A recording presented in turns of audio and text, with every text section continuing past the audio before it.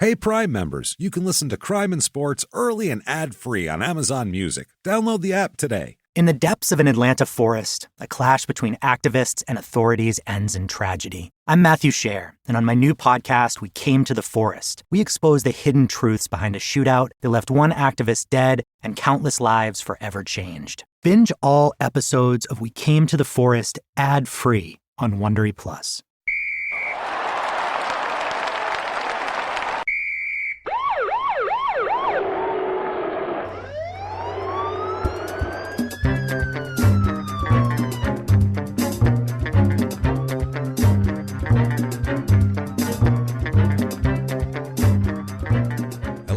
Welcome to Crime and Sports. Yay! Oh, yay indeed, Jimmy. My name is James Petrogallo. I'm here with my co-host. I'm Jimmy Wissman. Thank you, folks, so much for joining us. Thank you. On another exciting edition of Crime and Sports.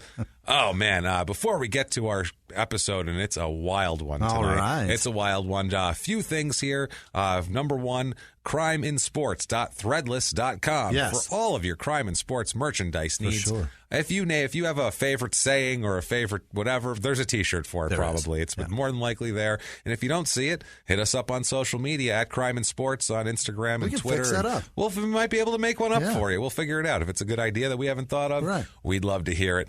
Do that. Also, live show. Yeah. Put that stuff on and wear it to Boston on February the 18th at 4 p.m. at Laugh Boston for a live Crime and Sports podcast. Fantastic. Small Town Murder also that day at 1 p.m. Great. The 7 o'clock is sold out for Small Town Murder. Sorry, the 1 p.m. there. Also, all you guys, come on down to Phoenix, March 25th. Stand up live for a live. It's a live Small Town Murder. Right. But come on out. We're going to have a ball. It's our hometown. Get your tickets early.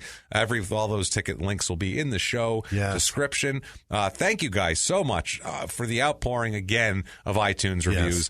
We thank you guys every week because you do it every week. You come through for us, and it's worthy of thanking. Because like we've said a million times, it's iTunes. It's not us. Right. They have a funky algorithm, guys. It's weird. It's dancing around, and the charts are very, very strange. So they seem to weigh heavily, those reviews. So if you haven't yet, please get on iTunes. Give us 5 stars. Doesn't matter what you say. Doesn't matter. Tell us you're following instructions, following directions. We'll take it. We don't care. It's not for our egos. It's just a business thing that we have to have happen. Right.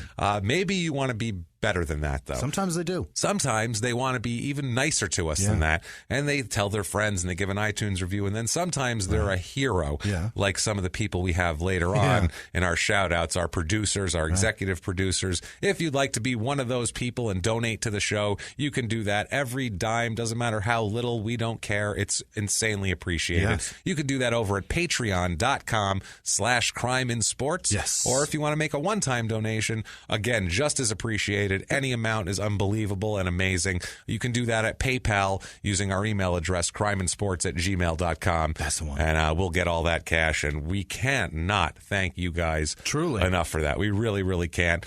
Hope you enjoyed last week's craziness. What in the fuck? Keon Clark's insanity. What the shit? Such a bummer. Well, I know. You were on a route for him. You did. And he just keeps messing up. And you're like, you complete idiot. You. That's all you say. You just go, you. How could you? We have some crazy episodes coming up, by the way. We have a lot. We have in a few weeks our next football player. I usually don't tell you what future episodes are, but our next football player is going to be Todd Marinovich. Great. And that is a crazy episode. Wonderful. That's going to be insanity. And a lot of people have asked for it, and I've been wanting to do it for a long time.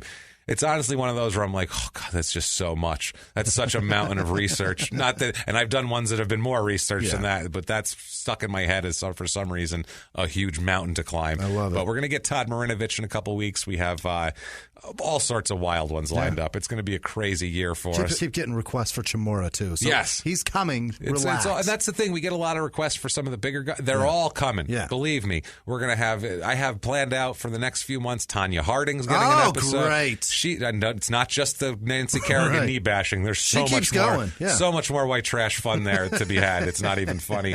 We're going to have that. We're going to do Lawrence Taylor. I hope it's funny. Everybody's been asking me about goddamn Lawrence Taylor. Yes, we'll do one of my heroes. We'll do Lawrence Taylor. James's heart. We'll do that. We're going to do, I have a couple of wrestlers lined up because we've been asking for more wrestlers. And by the way, shout out to Colt Cabana. Thank him for always plugging us. And, what a guy. Thanks. Good guy there. Listen to his podcast. It's pretty good stuff if you're into wrestling and that sort of thing. But never mind all of that, Jimmy. Okay. Good Lord, do we have a story for you that could choke an elephant today. Woof. It is Trevis Smith. Not Travis Smith. What? Trevis with an E. All right. First, right away you hate him, don't you? Yes. Because his name is Trevis. Right. It's like, no, I'm sorry. That's not a name. I just tell everyone I was Travis. Yeah. That's my name. Just don't worry about it. That's what somebody tried to name him. Trevis. No, there's a lot of Trevises out there. As I wonder if possibly we'll find a couple other Trevises in the world later on in the episode. There might be a couple. We'll see. I don't know. What the fuck is a Trevis? Trevis Smith is this young man that we're discussing here. Born on August 9th, 1976. Oh. He is born in Montgomery, Alabama. All right. And he's a Southern guy here. Grows up big, too. Grows up to be 6 foot tall, 235 pounds. Like an athlete. Like somebody we would cover on this show right here.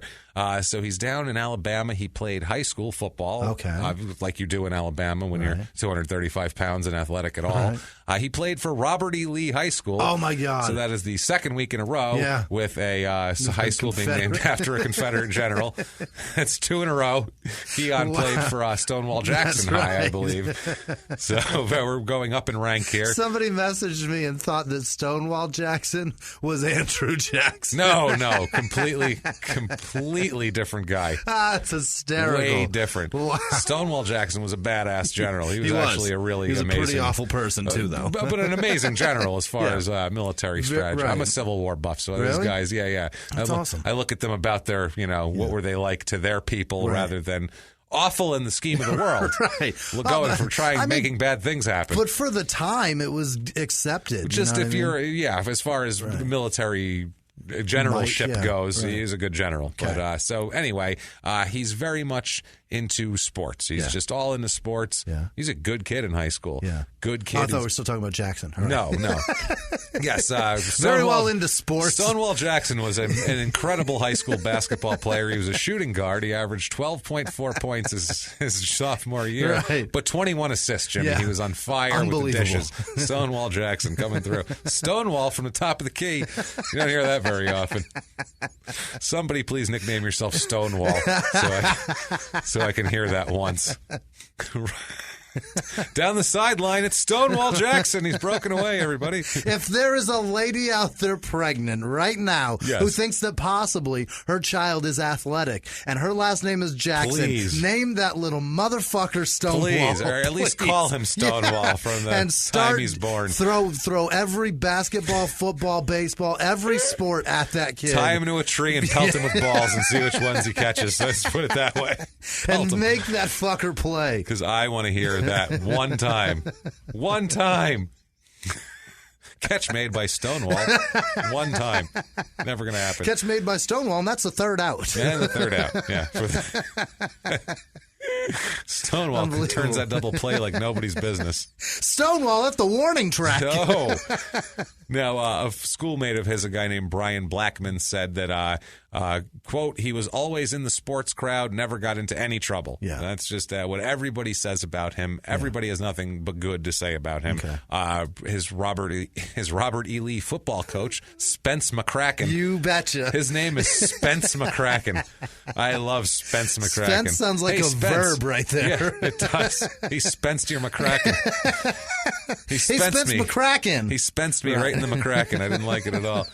He said, quote, about Smith, he did a great job for me. He was a great kid. He didn't say much, a real quiet guy. He just led by example. Okay. So this is all good things that we're hearing so far. Yeah. It's not like, well, he was doing armed robberies when he was 12, like some of the people we've talked about here.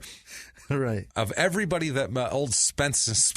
Can't call old Spence. This is what Spence McCracken. The only thing he can do is be a football coach down there. That's it. He was born and named for it. This is ridiculous. High school football coaching in the South. Yeah, that's it. In Alabama, he was given a tiny whistle for his first birthday. A pair of short shorts. Yeah, for sure. Here you go. So Spence said, out of his 27-year coaching career, that Trevis is in the top 10 for both ability and attitude. Wow. So he cannot say enough good things about him. He says that he recalls one game Spence does when Smith is a linebacker, by the way, plays linebacker. Smith asked if he could kick a ball off. doing kicking, and so they kick off from the 40-yard line, and he kicked it through the opponent's uprights. The uprights. Yeah, so he did an NFL kickoff basically. Wow. Through that. So he's an athlete, just in general. If you got a guy who can play linebacker and then be like, I think I can kick that ball, and go in and just boot it 70 yards, that's an athlete. That's nothing else. And he's left a good about. kid. He's got a great head on his shoulders, and he's respectful and nice. He's not out raping cheerleaders and shit. No, there is not even a single accusation of cheerleader rape. Unbelievable. Not one. Wow. That's, you know what, nowadays, let's really call it for what it is. He deserves an award for that. That's not bad. That's not bad. It's not bad.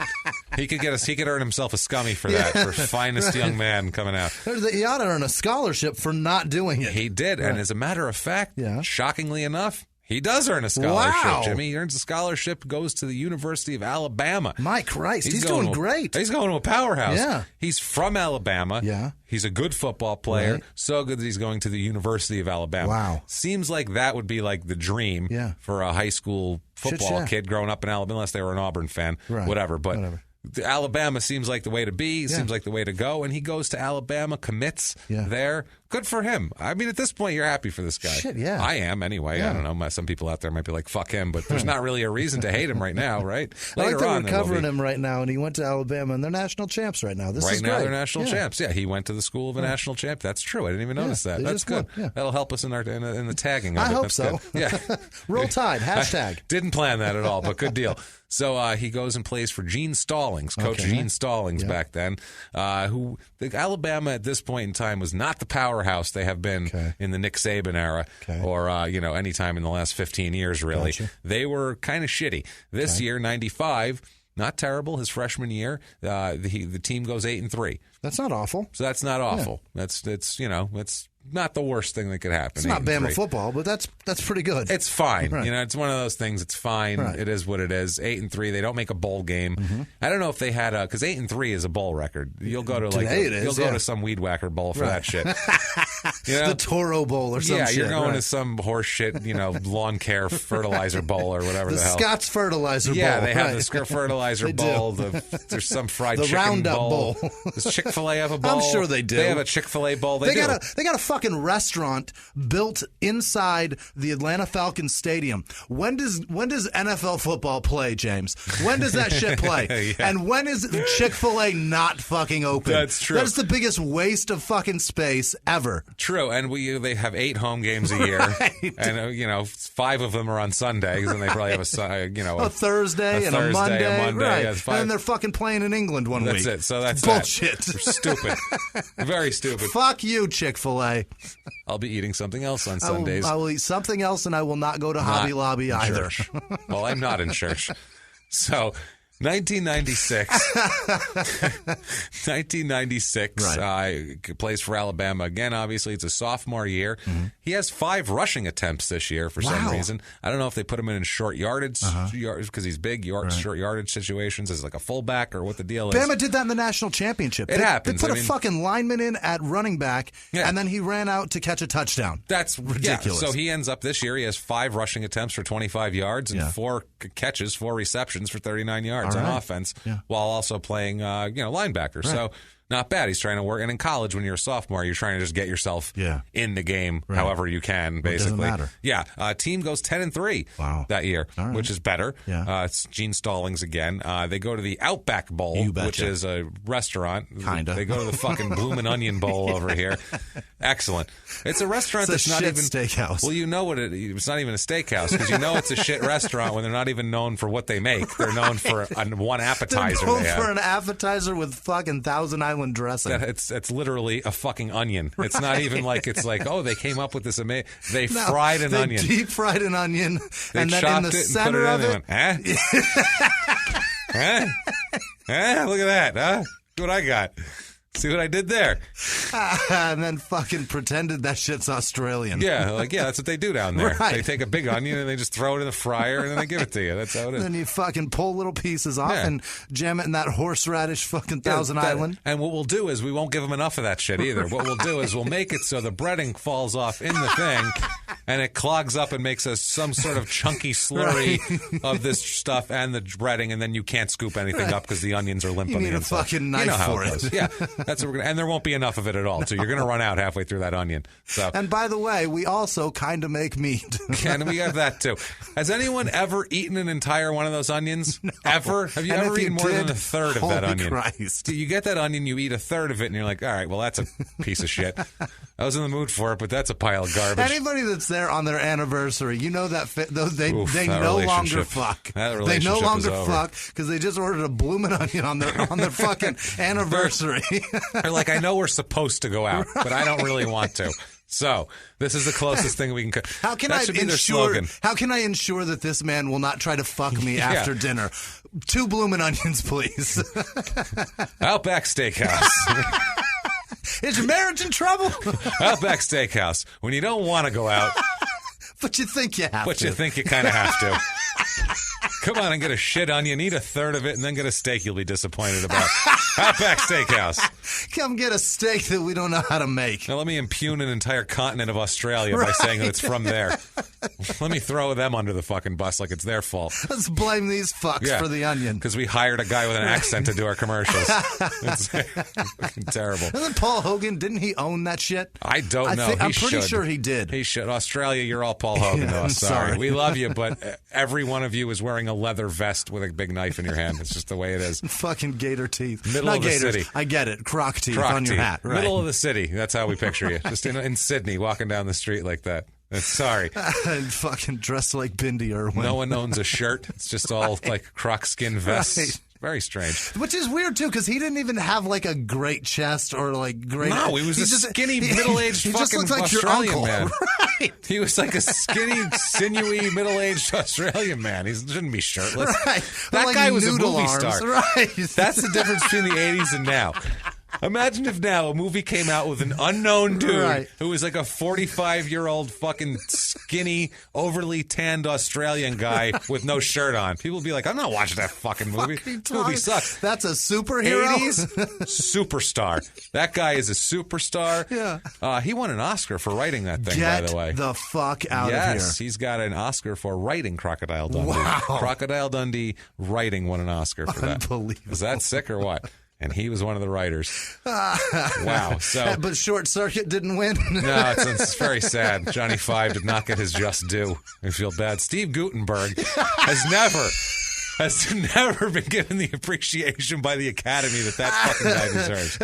I'll tell you, his work in 3 Men and a Baby, brilliant. Nothing, It was right. brilliant. And I'm he sorry. got nothing. Nothing short of brilliant. It was amazing. Police Academy, no. Unbelievable, by the way. He took that franchise from nothing to up here, man. They all said it's the Goots. Pro Goots. And how does a movie with an inappropriate robot that like keeps trying to finger a human, how does that not win? I don't know how that doesn't win. Well, it's all right because it got its just due when they made Wall-E 30 years later, which is the same exact fucking movie. They made a second Short Circuit. Oh, yeah, they made Short Circuit, too. They absolutely did. I don't understand Ridiculous. how Wall-E was not... Everyone didn't say that's just Johnny Five in a cartoon. Right. I would say that. People would be like, yeah, I guess it kind of looks like it. No, it's the exact same what thing. he is. You made Johnny Five in a fucking cartoon, pretended it was an original idea. And then act like it was an alien. And you didn't even give Steve Guttenberg a fucking job in it, too. You could have given the Goots a job. It'd make your shame and hire Gutenberg. And that fucking Indian guy, too, because I don't think he gets a lot of work. He was great in that movie, too. He actually did get work in the 80s. But he worked at a Radio Shack or some shit. Yes, he always played like a lab assistant or like some... They fucking typecast him and made him be some Indian job. Right. Yeah. They're like, if he was working today, he would just be a telemarketer or some shit. That's Or it. fucking That's computer true. help. They would. Ridiculous. So this all stemmed from the Outback Bowl, by the way, that tangent. This is Alabama going... The Outback Bowl to Steve Guttenberg. That's wow. Holy Christ. Nobody does that's that. A sidetrack right there, I'll tell you something. Wow. So they go to the Outback Bowl. Paul Hogan's in the front row shirtless. Gutenberg next to him. Justice. Goots gets no justice for Gutenberg.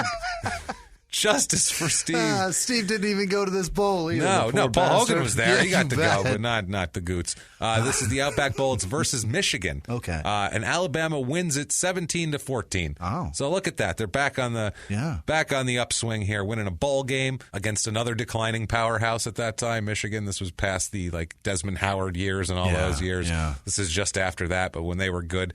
1997, Gene Stallings is out. Yeah. They toss him. It's Coach Cokehead Mike, Coach Mike DuBose. Okay. They get after that. Not a great thing here. You would think 10-3 the year before. You get to hire a new coach. Let's get better. They go 4-7 that year. Oh my God! So even worse. Way worse. I realize new coaches have to kind of implement their deal, and sometimes they want to strip this down. But you got to do better than 4 wins if you're coaching Alabama. That's real. No bowl that year. No.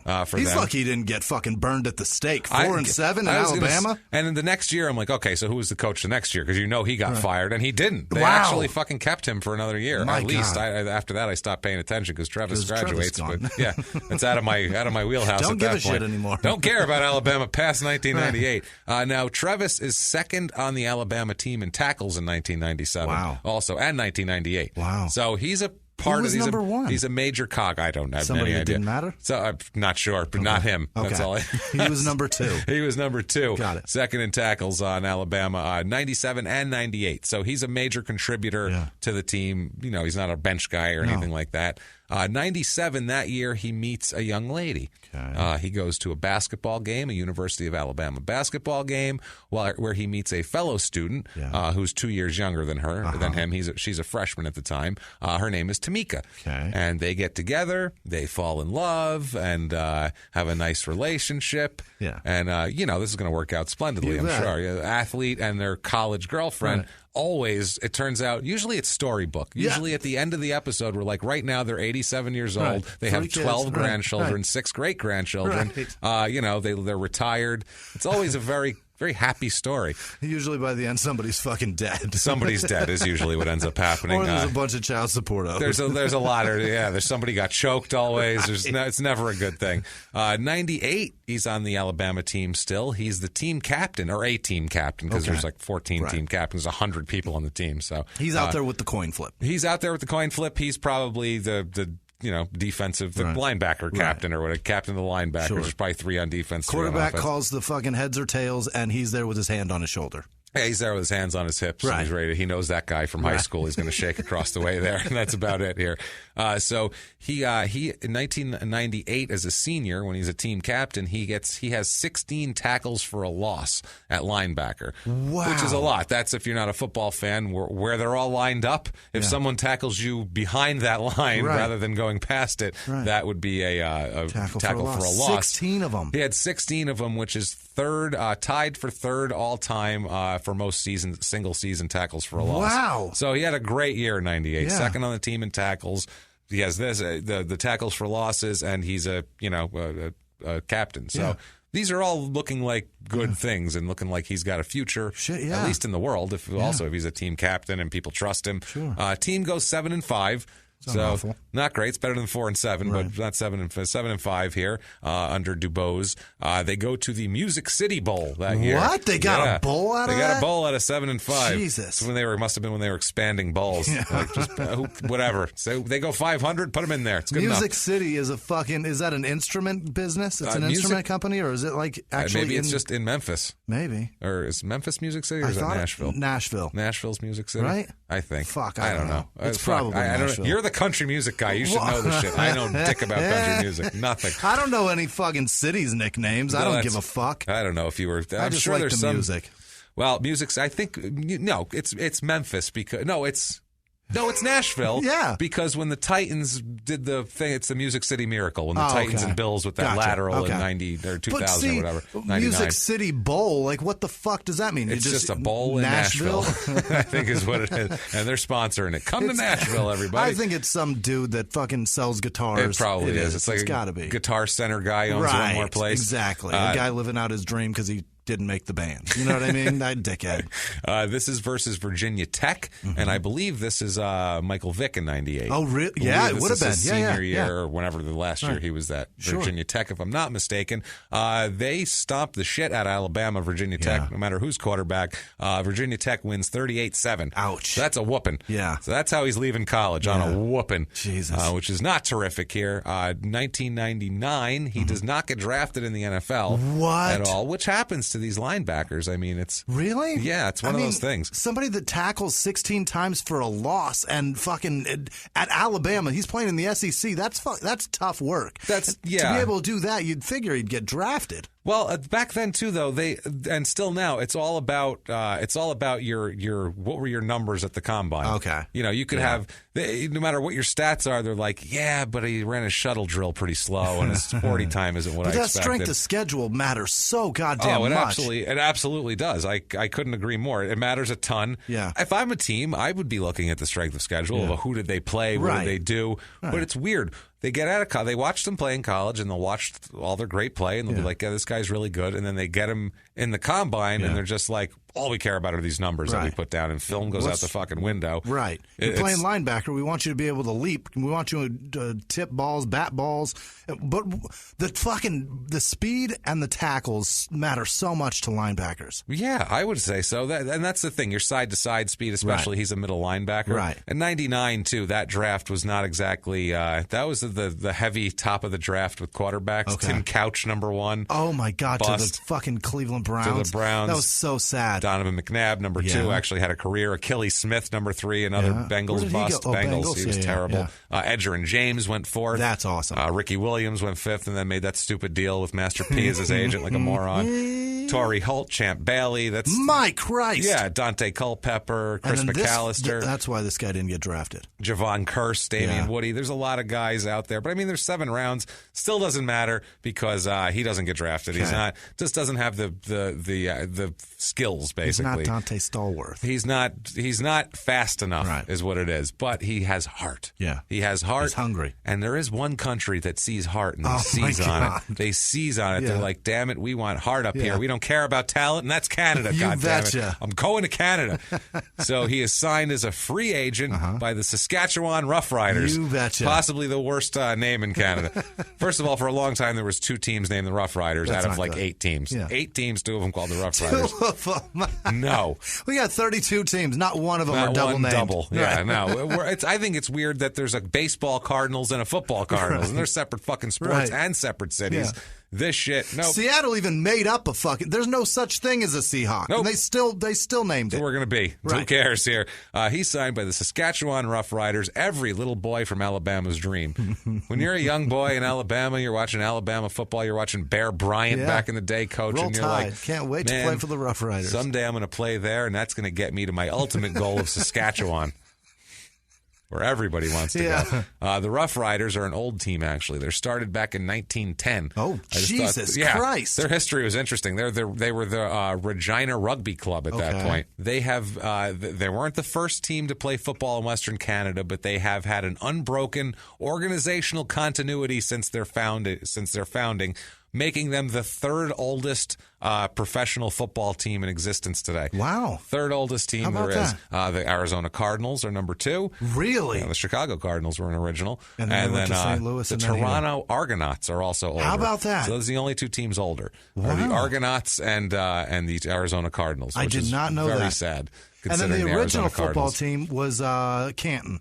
That's why the Hall of Fame is there, because I was one of the original teams. That's those NFL. I love when you see like the NFL things from like the 20s, where it's like cities that shouldn't have teams. Right. It's like these weird Canton, Ohio. Yeah, these weird small towns have teams, and they just played in the mud, and there's only like they play the Hall of Fame game on a fucking high school football field. That's crazy. That's so weird. So stupid. In Canton, it's so strange here. Now about him, there is a training camp when he's there, and they have I got a scouting report from their training camp when he first showed up, which I think is pretty neat. Just get a inside deal here. There's training camp scouting report says about him.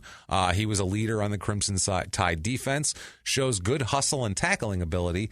He can invoke memories of another great Rough Rider linebacker from Alabama, Eddie Lowe, who recommended him to the Riders. Wow. So apparently he was recommended by a former player to take a look at him. Also can play inside or out, which will enhance his chances of making the team. Yeah. That helps too. So they're kind of all in on this guy. Yeah. They're like, this might be a guy we want. His teammate Jeremy O'Day said, quote, he was a good guy in the locker room. He was a quiet guy, very dependable. Okay. Everybody has described him. He's just like a rock. He's just a guy you put in the middle of linebacker. He's a good, dependable.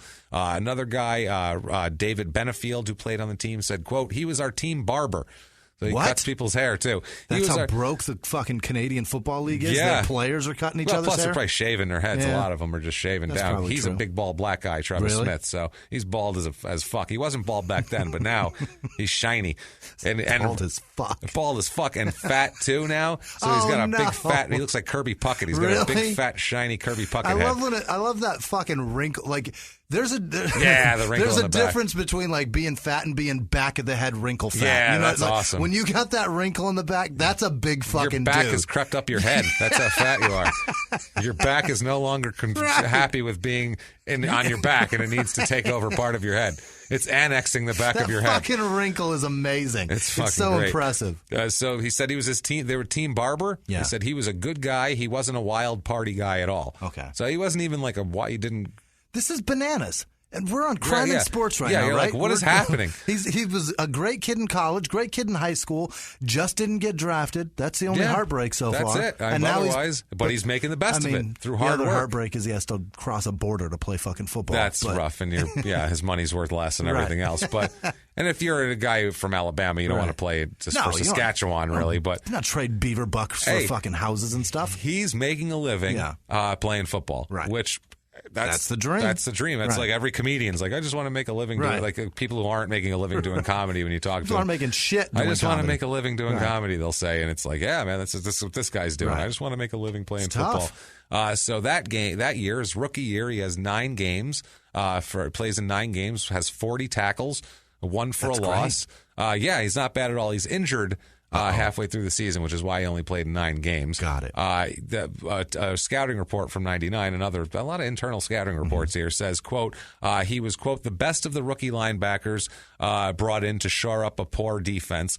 Clear early on he would make the team, was enjoying an up and down rookie season, dislocated his hip, and faces a tough rehabilitation program to prepare for 2000. Oh, my God. That's tough, dislocating your hip. Nobody wants to do that. That sounds painful. How does that even happen? That sounds you've got painful. A giant ball, and then it plugs in. Yeah. And that shit came out. Yeah, shit came out. Jimmy, I got to ask you something. Have you ever hosted like a medical television show or something? Was it obvious? I sensed medical training. I don't know what it was, but I said, I think Jimmy's... giant ball, and that shit came out. That shit came out. Yeah, that's... Have you seen the skeleton? No, I know exactly what you're saying. Yeah. And it has it's like a bell. It's tapered in there. It's not meant to come out, as a matter of fact. It's meant to stick it's forever. Meant to stay in there. Yeah, it's pretty much designed that way to stay right in place. And that shit came out. That shit popped out. Unbelievable. Gone. I can't. That would hurt so fucking bad. Oh, can you imagine how bad that hurts? Well, next year didn't bother him at all because he comes back in 2000 strong as can be. How did they pop that back in? Popped that bitch back in and got him working. Get your ass out there on that field, milk dudhead. Holy Let's do shit. This. He gets out on the field for 16 games, which, shit, I mean, that's... coming off a dislocated I'm blown hip. away. Is that a common injury? I don't think I've ever heard of that. I've heard of it, but it's not super. I want to fucking see that. It's not super common. That's what they said that Bo Jackson did at first when he actually, remember that? When he actually fucking broke himself? Well, he kind of dislocated his hip is what that was the initial what was they would say. Was that a run in? He was running down the sideline and a guy got him from the back and didn't even look bad. Was it a horse collar? I don't remember if it was a horse collar or not, but it wasn't a bad tackle. It looked fine. Yeah. He didn't look like he hurt himself at all. It was just the way his leg went. Yeah. It was just a weird thing. And I don't know if it turned out to be something different, and then the nerves died in there, and he like degenerative disease in there. But that's not what happened to Trevis here. I always thought it was fucking all the martial arts he was doing was what fucking ruined his sports career. No, it was that playoff game, man. I Jesus. think it was against the Bengals or the Bills. I don't remember which one, but it was that playoff game. AFC playoffs. Doesn't matter.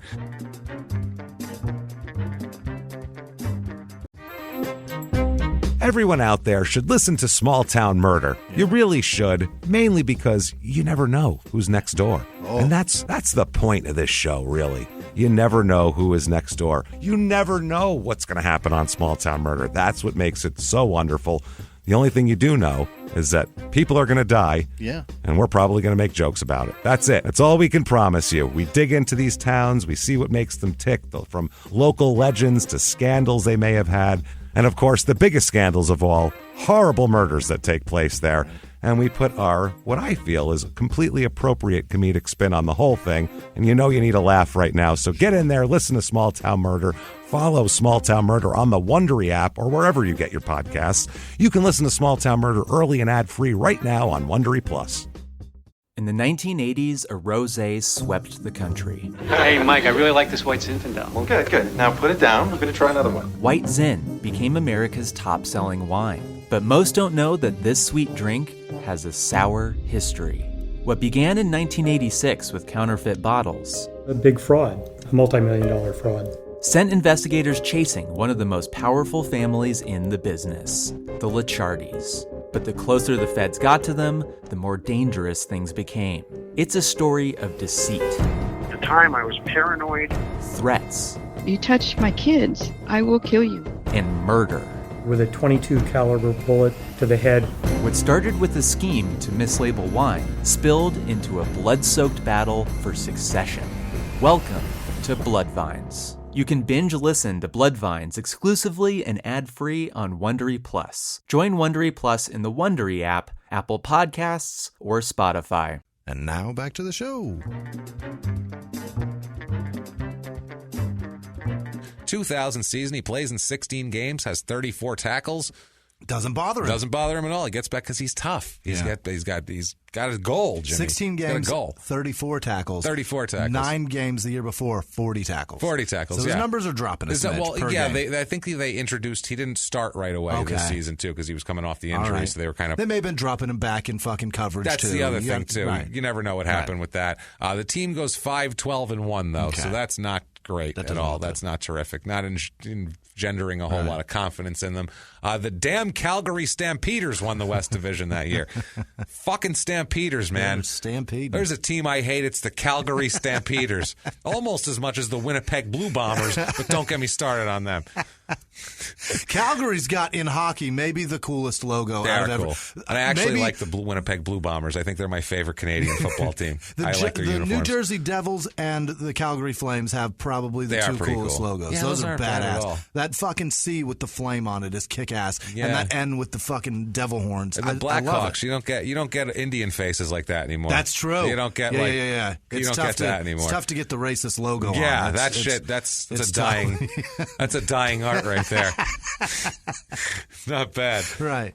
So it's better than the old Islanders Gorton's Fisherman logo. What? In the 90s, the Islanders switched their uniform. They have that. They had the Gordon's Fisherman guy on it. They changed their uniform. It looked exactly like the Gordon's Fisherman. It was a guy in a yellow slicker. You gotta look it up. It's terrible. Fucking terrible. Awful. Oh, boy. So about the 2000 regular season, the scouting report for him said that the Riders were looking for good things to come from Smith this season. Problem is, can he come back from his dislocated hip, which is a very rare football injury, they say. So there you go. He also suffered through a virus during training camp. So he had a tough time. But when healthy, they wanted to try playing him at middle linebacker more that year, and that's what they did. 2001 comes around, and the scouting report preseason is that he spent last season rotating with a linebacker, so that was why he had less tackles. and they may shift him back to the middle linebacker to help with the run defense. Okay. They had him be a pass rusher in 2000, so he wasn't really getting the tackles because you're running past people as they, you're not a big tackle. And you're going to miss a tackcle when it's a screen pass sometimes. You're going to dive and miss, and then somebody else will get him. And half the time, too, they're blocking you outside so they can run up the middle, and you're rushing outside, so it doesn't matter here. If you don't know anything your tackle about football, numbers are going to drop when your tackles drop doing that. when you're doing that. Exactly. Team goes 6-12 that year. Jesus. Again, not terrific. At least there was no tie. No ties this year. The damn Edmonton Eskimos won the division. This is fucking Eskimos. There's a racist one. I like it. It's 100%. Yeah, absolutely. Canada, good for you. So, way to fucking just not give in to that PC bullshit. Just call everyone. Eskimos. Team's probably 60 years old anyway, but the Edmonton Eskimos win the division. They go 6-12. He gets back into the rotation at least, which is good. And he has in his personal life, he just starts working on something else. He has a daughter. Okay. Him and Tamika have a daughter together. At least it's not a son, so he didn't name it after himself because you don't want a little girl named Trevis. That would be terrible. Worse than a little boy named Trevis. He is considered by his teammates to be one of the most respected guys there. He's real big with the Bible. Yeah. He's always got his Bible out. That's a problem. Bible reading, Bible thumping, good, non-partying. What's he hiding? Not a wild man. Yeah. You'd imagine he's hiding something, right? Yeah. Spring 2002. And remember this date when this happens because this will come up later and it'll be very interesting. Spring 2002, he marries Tamika. Okay. He comes home to Alabama for a brief 2 weeks during this, and then he marries before the season starts, before training camp, and he marries Tamika. Got it. 2002 season comes around. We have the preseason scouting report for him here. It says, almost by default, Smith looks to be the starting middle linebacker this season, with linebacker Troy Asbell. Asbell? That's a terrible name. Plucked off the roster by the expansion Ottawa Renegades. Yeah. Smith is the lone veteran linebacker on the team. Is it ASSBELL? It's ASBELL. That's still brutal. It's still terrible. Yeah. Last year he showed flashes of being a steady backer, but was all too often lost in a sea of humanity to be an effective tackler. Yeah. So they're going to try to. This is like the kind of, we moved him around, we did this and that, now we're really going to see if he can be the starting middle linebacker. Everybody calls Asbell Dingleberry, by the way. Oh, for you know sure. It. Hey, Absolutely. What's up, Dingleberry? What's up there, It's Asbell. It's not even ass. I get it, Dingleberry. Yeah, that's fine, Dingleberry. Just fucking suit up, Dingleberry. Hey, terrific, Dingleberry. Nice tackle, Dingleberry. It's not never mind. It's more syllables to say Dingleberry. Why is that? It's not even easy. It's not helpful. What you're doing is not helping me. Yeah, but it's funnier to call you Dingleberry. I get it, but it's more it's more work to say it. Why? Oh, Christ. Run laps, fucker. Yeah, there you go, Asbell. Take that, Dingleberry. Running around. So the Coach Hall here is very pleased with Trevis Smith. Okay. He says that he's at the top of his game in the beginning of the season in 2002. He's already there. He said, quote, Trevis looks as good as he was looking at the end of the season. He played very well in Winnipeg. I was very happy with all of the guys across the board. So he's saying after preseason game, he's happy with everyone, but especially happy with Trevis that year because he's really looking sharp. He plays in all 18 games that year, has 63 tackles, 1 sack, 5 tackles for a loss, and 2 interceptions. Did he do all of this with meth up his ass? What the fuck is going on? Oh, you'll see. It's all happening right now as this is going on. We'll get back to it. Don't worry. Come on now, Jimmy. I know how to tell a story. I'm losing my mind. We're going to circle back, baby. I can't wait. I'm on the edge of this seat. So much, too. Oh, man, what he's doing is wild. Okay. You're going to go get the fuck out of here. Whoa. The reveal is good. So that year, the Rough Riders finish in 4th place in the division. Yeah. They have an 8-10-2 record, which is not too great. They play the Argonauts in the East semifinal game, and they lose 24-12. It's the first time they made the playoffs since 97, though. Wow. So that's something. And it's all because of this fucking guy with positive. the hip. Yeah. It's all because of Hitman over here. 2003, he only plays in 5 games and has 17 tackles. Okay. He's injured there again. They finish in 3rd place, Saskatchewan, that year. They have an 11-7 record. Okay. Hey, a winning record. Yeah. They beat the Winnipeg Blue Bombers Bombers, the son of a bitches, bastards, in this West semifinal, but then lost to the Edmonton Eskimos. Revenge of the Eskimos, man. Always coming back for you. Coming back, seal clubbing. Seal clubbing, just coming back and hit you with a big thing of fat. Just going to nail you with some blubber. Also, that year, 2003, they have another daughter. Oh. So now he's got a wife, and he's got two kids. Yeah. And he's a Bible-reading, non-partying, respected, milk-dud-headed teammate. Yeah. He's doing fine. 2004, 14 games. He has 25 tackles in those 14 games. 3 sacks overall there. Not terrible, not bad. I think they have him pass rushing a little bit more. Yeah. They finished in 3rd place that year with a 9-9 record. Okay. They beat the Eskimos. They get revenge over those son of a bitchin' Eskimo bastards. 27-14 in the semifinals, but then lost to the BC Lions 24-14 in overtime. Wow. I don't know how you win 24-14 in overtime. Right. I think their overtime is timed. I think it's just another quarter, if I'm not mistaken. Unless they're given 10 points a touchdown. I actually watched, a couple years ago, it was like 2 a.m. I don't know what I was doing, but I watched an entire Canadian football game. Just an entire game. What? I watched the whole game, and I was a little stoned. I'm not going to lie to you. I was really a lot focusing. of attention to Canada. But this was like a couple years ago, and I watched the Winnipeg Blue Bombers win in overtime. You and were stoned. I was very stoned. Yeah. I'm watching 3 hours of Canadian football, Jimmy. Jimmy. You just couldn't move. That's what happened. I was just you like, got this is baked. interesting. I was interested in how wide the field was. I was like, look at this, it's so wide. And I started thinking about like the different plays that you could pull off with the wide field. I'm like, dude, he could just turn and everything could go sideways and then forward. Yeah, I did. I was like, I could do this. I could coach the Saskatchewan Roughriders. Coach Jimmy P. Coach John Petrogallo. I'm going to do it. John Gruden Petrogallo over here drawing up plays. I'm going to be I got so many gadgets. The fucking king of Canada. Bill Belichick of Canada right here, baby. You know it.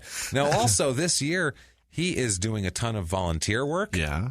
And this is all through his time there. He does lots of volunteer work in Saskatchewan. Yeah. He serves as like a volunteer football coach for Regina High School. Okay. Always signs autographs. He's the guy who'll be the last guy out there still signing autographs, even after a loss. He'll come out and sign autographs to all the kids. Even after a loss, he'll show his face. Still show his face, sign all the autographs. He's known as a real stand-up guy. His friend, a friend of his named Brian Murray, who runs an aquatic training program for Smith and several of the other guys. They do aquatic training. He helped elderly aerobics. That's basically what it is. Yeah, for them, I guess when your hips are popping out of joint, you need elderly aerobics. You know what I mean?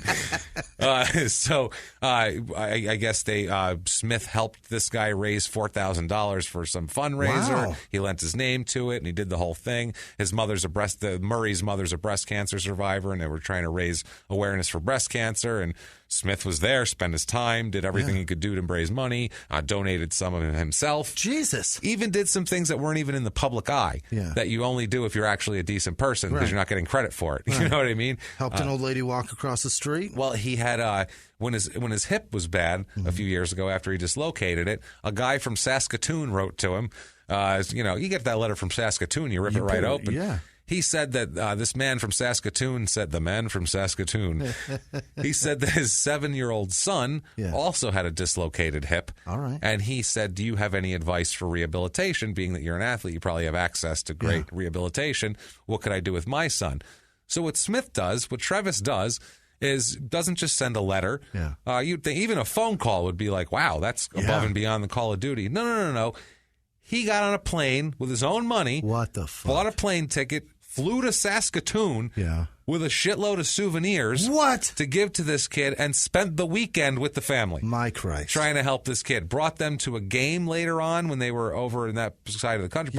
Brought them to a game, brought the whole a hero. Team out with it, brought the kid and the whole family out to the game, brought him on the field, introduced him to everybody, kept in touch with them, checked in on the kids. See, what the fuck, right? Unbelievable. Nice guy. What a guy. Nice guy. Also, they said that, Smith would come and just in the off season would spend weekends with the kid, just take him out miniature golfing or go out play arcade games and just take him out to go do something. Jesus. Hey, Trevis is coming to pick you up.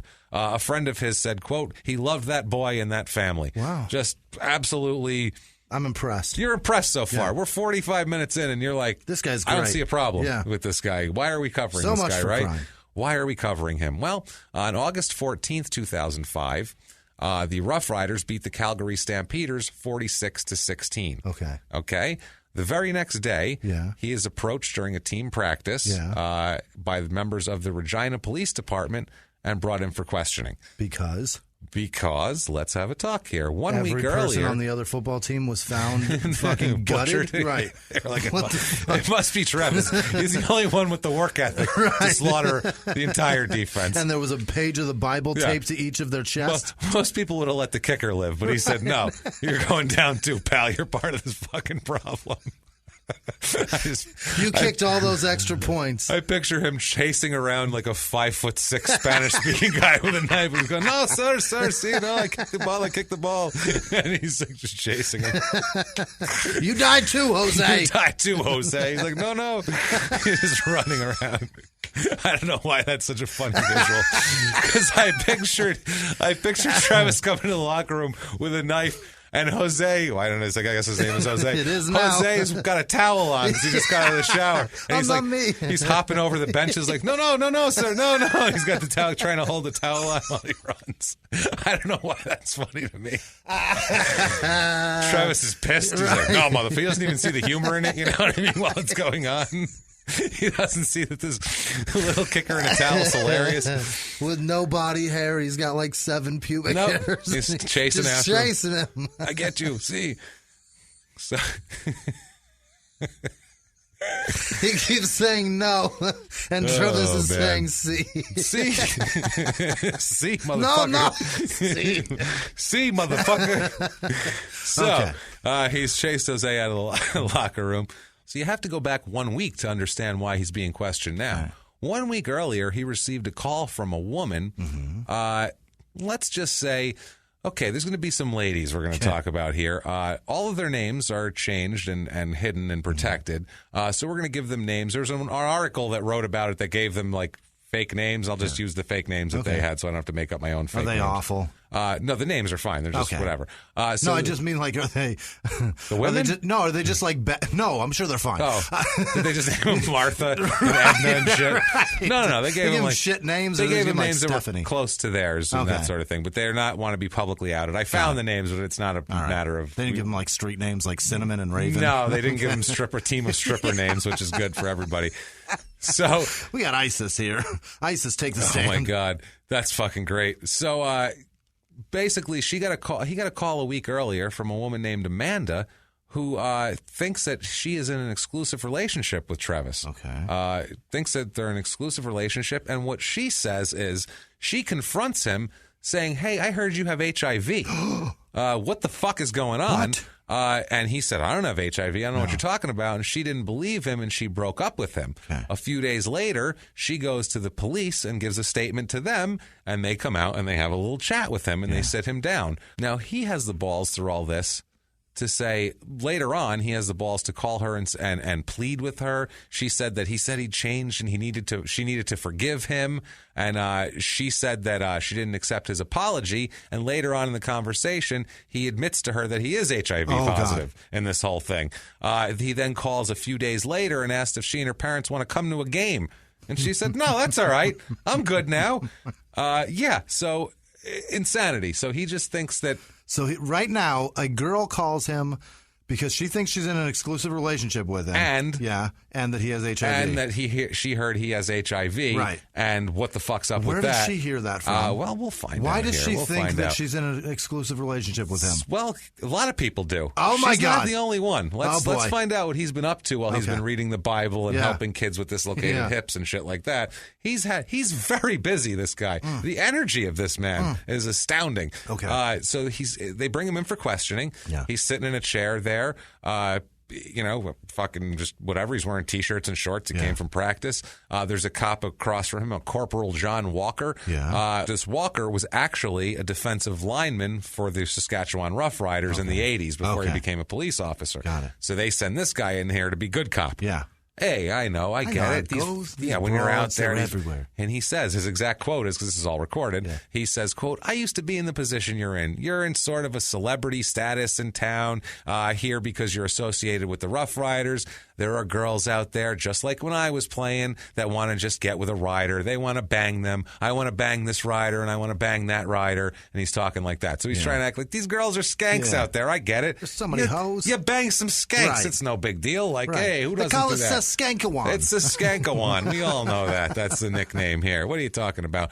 And while he's doing that, Trevis is just nodding. Yeah. He's just nodding here.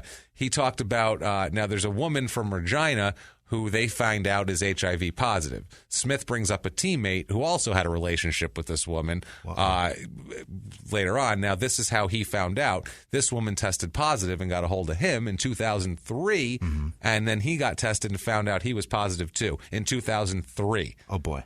Never told anybody. We though. are when? This is late 2004. Oh, boy. So he's known about this for about a year now. Yeah. Now, the other another cop there says, look, quote, I'm not going to talk to the Saskatchewan general manager about this or anybody else. I'm pretty sure that we can handle this on our own. I won't talk to him until such a time that I think I need to. Right. He says. So he's like, hey, man, we'll keep this under we'll keep this under wraps. No big deal. It's all good. I'm your friend. Yeah. He says, then the cop says, thank you, sir, very much, shakes his hands. He says, nice talking to you, and congrats for yesterday, because they won 46-16 yesterday against the fucking cocksucking Calgary Stampeders.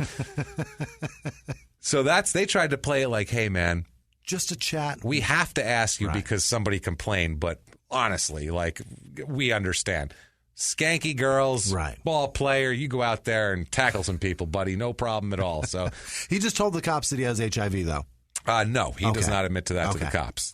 He does not admit that. He just says, I don't know anything about it. Yeah. I don't know. This girl. He gives a lot of I don't knows. Yeah. Girls are out there saying shit. You know, it's how they are. And the guy said, I know exactly how they are. Yeah.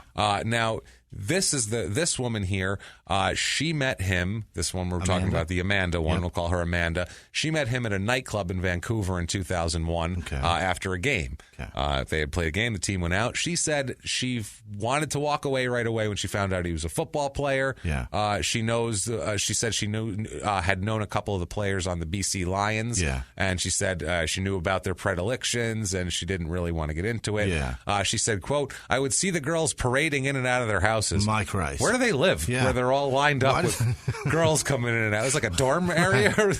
Where does she live? That she just sits out front and watches women come in and out of their house. All the players live in that row of houses across the street, and I live here. So I just watch the women come. They come in and out, then they go from one to the other, and it's crazy, these women. You know how it is. But Trevis, he convinced her that's them. That ain't me, baby. That's not me, baby. Right. I am fucking smooth and smart. I'm a nice guy. I play with kids. I'm flying. Let me tell you about my favorite Bible verse in case you're noticing. Now, I like Leviticus. I'm going to talk to you. I don't know what you're into. Maybe Genesis, something like that. You know that Ecclesiastes. That shit. That's some bullshit. So she described him as attentive, attractive, and a very good boyfriend. Yeah. She said she was definitely not a football groupie or anything like that. She said, she wouldn't be blind to people fucking her over, is what she said. Like, I wouldn't just be like, oh, that's okay, and he's out there doing whatever, and I don't know about it. Sure. Now, she had no idea about his wife. She didn't know he was married. Wow. Didn't know that also he's seeing a bunch of other women that we're going to talk about now. She thought they were in an exclusive relationship and life was great. One time here, they're in Vegas in May of 2004, which is this year. They're in Vegas, and he asked to borrow her cell phone. Yeah. Let me borrow your cell phone quick. She said no problem. Gave him the phone. But by the way, this is her birthday. They're on vacation. Yeah. He took her to Vegas for her birthday. Yeah. Wow. So he said, let me see your phone quick. Yeah, nothing. He gave, whatever, had it for a couple minutes, gave it back.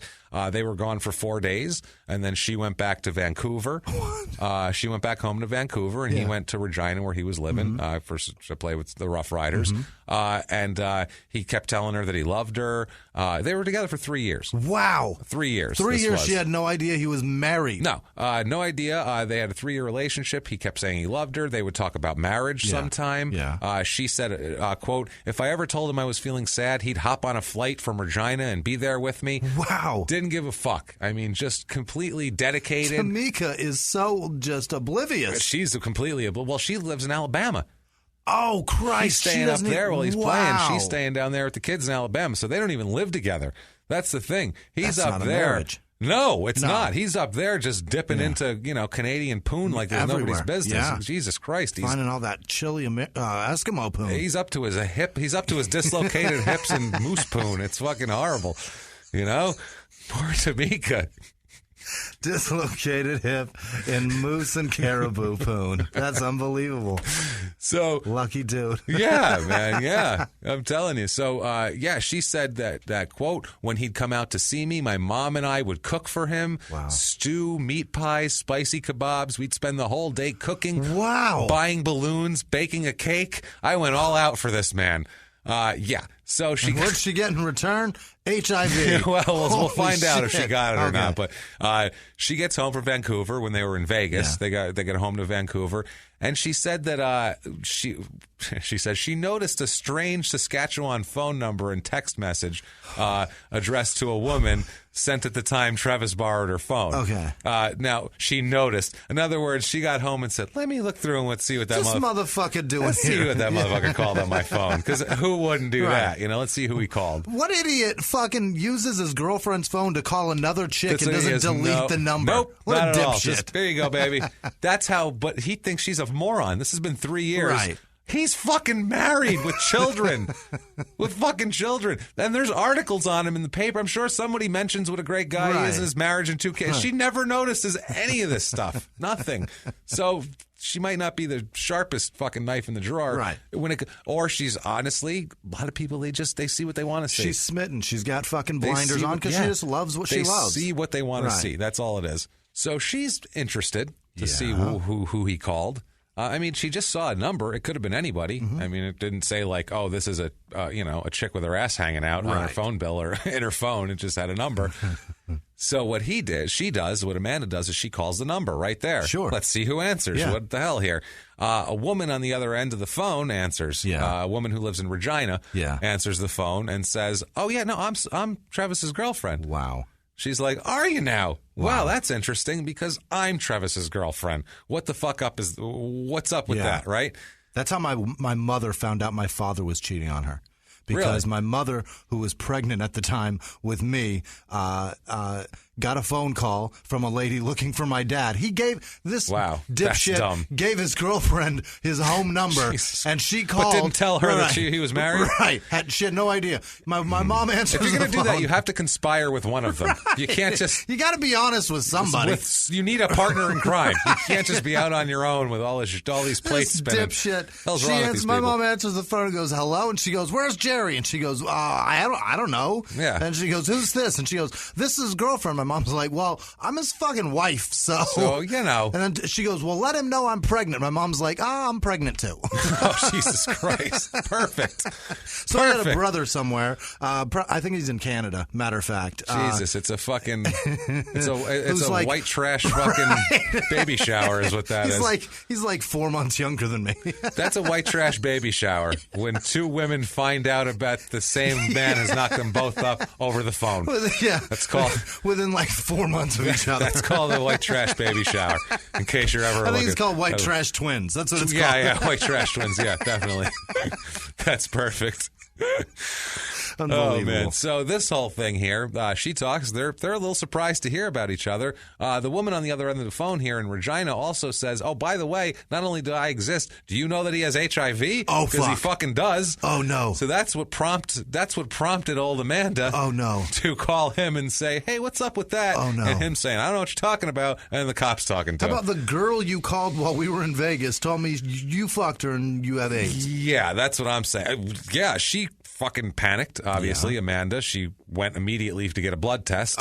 Over and over and over again. Yeah, don't blame her. They'd been having sex regularly since 2002. Oh, God. They went everywhere. Like we said, he would go there. They went to Puerto Vallarta. They went to Vegas. They were, a couple. Pretending. What's he telling his wife he's doing when he's not playing football and not at home? Eesh. I'm just going to go around. They'd be like, "Motherfucker, you're gone 6 months a year anyway. When you're not playing football, get your ass to Alabama." God damn it. We got 2 kids, you dummy. Yeah. Unfortunately, Tamika, as we're going to find out, is very Shayna Mayfield. Like, really? Very, I'm going to put my head in the sand and I'm going to say none of this is his fault, and not only that, he's a great guy, and it's half their fault too, because that's what she says. It is interesting. Wow. So this all happens here. Amanda says that early in the relationship that he would wear condoms during sex because she would make him, and then after about a year, he convinced her that no condoms were needed in their relationship. She said, quote, I asked him to wear a condom. He told me, no, there's no one else. I'd never do anything to hurt you. So she estimates they had sex without a condom more than 30 times. Oh, boy. Which is fucking scary here. Yeah. It actually comes back, though, that she did not have HIV, which is she's lucky. Girl. She says, quote, I am so lucky by the grace of God I'm okay. It's a miracle. No doubt. So, that's not the only two, by the way. There's more. Yeah. Let's talk about it. Here's a woman. Here's another woman from Regina. They met at a nightclub. Yeah. They had unprotected sex. She thought she was in a relationship with him, like we do. And then in 2005, she heard rumors that he had HIV. Oh, Jesus. And she said, quote, I asked him if it was true. He said, no, it wasn't true. And then if I did have it, I would have had it years ago. Jesus. So if he had it, she would have had it years ago. So she's like, what are you talking about? If I had AIDS, you'd have fucking HIV already. Yeah. So she said, oh, okay, and had unprotected sex with him more. If there's any rumor that you have HIV, we're not having sex anyway. Right. B, wow, is there going to be... How about... you're going to put a hefty bag on that fucking 10 thing. minutes later? I'm not taking your word for it. Maybe a doctor's word. How about I'll take his word when you have a blood sample run through a machine? Yeah. That's when I'll take your word for it. Until then, fucking, there's too much she said for you to just jam that sick dick in here. That's what it is. So summer, jam that sick dick. So summer of 2004 with Amanda again. This was she confronted him. He said no. Yeah. She thought that he was cheating on her though, with the phone calls and everything. So she went through all of his belongings one time, and she found a booklet titled "Living with HIV" in it. Oh my God! So that's why she denied it. Yeah. So, that's why he denied it. Yeah. So it's interesting here. So anyway, Amanda gives a formal statement in September of that year. Oh, there's others too, by the way. We'll get to them. Neither of these two young ladies tested positive for HIV. 2005 season, he still plays football. What? Mind you. Yeah, this is a sport where blood is involved. He's still playing almost football. Every game. He has 18 games that year, 58 tackles, 1 sack. He's not distracted by it. 32 scraped elbows and knees. Yeah, on everything's turf up there too. They finished in 4th place, the Rough Riders, with a 9-9 record. Seems kind of silly to talk about Rough Rider records that year. They lost to the Montreal Alouettes. Jesus. That's a tough sounding team. They sound frightening. The Alouettes are coming. Strikes fear in the heart. Oh, God. Frenchmen chasing around. That's Jose, the kicker, will chase those guys around. What exactly is an alouette? It's probably a bird. Something. But it sounds like a fucking dessert. So you're not scary. Fuck you. Like a creme brulee, but with a cream on top. Some sort of like and inside whipped topping on There's a filling that is fucking delicious. Much fruitier. So October 2005. Somebody's eating that off of a dick. That's what's happened. Exactly. So October 2005, with a couple games left in the season, Smith is arrested. Uh-oh. They arrest his ass. For what? In October. Well, let's see here. They fly him October 27th. He's flown to Surrey, British Columbia to appear in court charged with aggravated sexual assault. Oh, my God. Because if you know you have HIV and you have unprotected sex with somebody, that is aggravated sexual assault. And let's stop right here for one moment and take a sidetrack about this subject, because I know some people will be tweeting at us because there is a large contingent of people out there. This is not a black and white issue. No. And we're not saying it is because I don't know enough about HIV, honestly, to have any scientific medical opinion on the whole thing. There's a group of people out there that say when someone has HIV, they shouldn't be treated like they're a second-class citizen or something like that, which I 1,000% agree with. That's true. Mm-hmm. But you also have to make sure that they're not going around having sex with people without them knowing that they have HIV and then giving them HIV. And it's not a matter of how you treat them. It's a matter of it's a public health right. thing. And Charlie Sheen, you cunt. That's people like that. But yeah, it's the whole thing. But there's a large group, I mean a large contingency on the internet that are like, it's bullshit. There shouldn't be a registry for it. Fuck you. There shouldn't be this. Oh, my God. They shouldn't have publicly outed him when this happened. Really? There are articles saying like this is such a load of shit. Basically, they make it sound like in these articles that, look, they act like HIV is like a cold, and people are saying it's like, the flu. Yeah. And it's like, it's not the flu, it's just a cold, relax. And it's it's fucking HIV. I get that we have a little bit better of a handle on it than we did back in the day, but holy shit, it's still not good to have. I bet you still won't have unprotected sex with someone with HIV. That should be, if you're that gung-ho about it, prove it. Yeah, exactly. Go find one of those people and blow them. And they'll say like, well, he had sex with that girl 30 times and she didn't get HIV, so it's not that dangerous. And it's like, by the grace of whatever. Yeah, and who knows, too. Some people are more receptive to the disease than others, and there's a million different... They're still figuring that shit out and how it spreads. And I'm not saying we have a stance either way on it. I don't know what the fuck my stance is. I feel like if someone has HIV, they should definitely be treated with dignity and with the same medical care, empathy, and care that any other disease would get. Doubt. Just because you got it from sex or even from jamming a fucking needle in your arm. I can give a fuck how you got it. I don't care. No. That doesn't matter. That's like saying if someone gets lung cancer, we should treat them like shit. Right. If they still have cancer, it's still bad. We should treat these people nicely, but we should also protect the public. If you have someone who's serially putting his dick in everything he can find. Dude, there was a guy, there's a professor that got arrested recently for chopping up somebody. Yeah. They were doing meth and stuff. And the man... I'm liking the sounds of this. The man was texting his gay boyfriends that he gets off on pausing neg dudes, which means he likes... Because he had AIDS, and he got off on giving other dudes AIDS. Fuck there that guy. There are people like that. That's fucked up. And there's some people who just want to watch the world burn. It's one of those things, man. There's just there's people that go around wanting to shoot people in the head too and do horrible things to them. That professor also was a professor. They just have a bullet in their cock. It's just different. Different kind of bullet. And it just goes off when he gets hard. The professor also was like a plague doctor. And, Jesus. And he just recently went to like Madagascar, and there's an outbreak of the plague down there now, and they think that he may have fucking released it. Yeah. That would not surprise me. He's a fucking psychopath. And there are people like that just want to watch the world burn. Yeah, and those are the people. And some of those people have AIDS. And I don't fucking want it. I don't want my daughter to get it. I don't want anybody fucking get it. No, absolutely not. But the for here, with him charged with this aggravated sexual assault, that's a hot button issue. Yeah. It is. I didn't realize it was until this case. It's aggravated assault. It's for sure aggravated sexual assault. Especially if they don't know. You didn't tell them. Canada's criminal codes allows for the charge of aggravated sexual assault if the person who was assaulted doesn't know what is being consented to, and if their life is endangered by the accused, which I would say possibly giving them HIV classifies for that. In addition, the Royal Canadian Mounted Police in BC issued a warning publicly that he is HIV positive and advised anyone concerned about exposure to seek medical attention.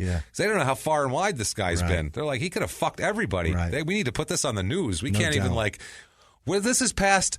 Who'd you have sex with? We'll call them. This is. Can we put it on the news tonight? Because it could be thousands. This is a guy that plays in the NFL. I mean, the fucking whatever the NFL is, right? But he's traveling all over the place. You never know where he could have putting his dick in everything he could find here. That'd be like Magic Johnson denying it and then just flying all over this country and just jamming his sick dick in all these waitresses all over the country. And I hate that I said that, by the way. All these waitresses, like waitresses, are like the dirtbags. I'm a piece of shit. All right. But I get what you're saying. You know what I mean? Just like anybody that's throwing themselves. But athletes have sex with waitresses a lot because they go to restaurants and bars afterwards. And hotel concierge. That's where they are. Is places with them, and they talk to them. It's the convenient ones, right? That's who you know. They keep them away from the cheerleaders. So where's the next? There you go. Right.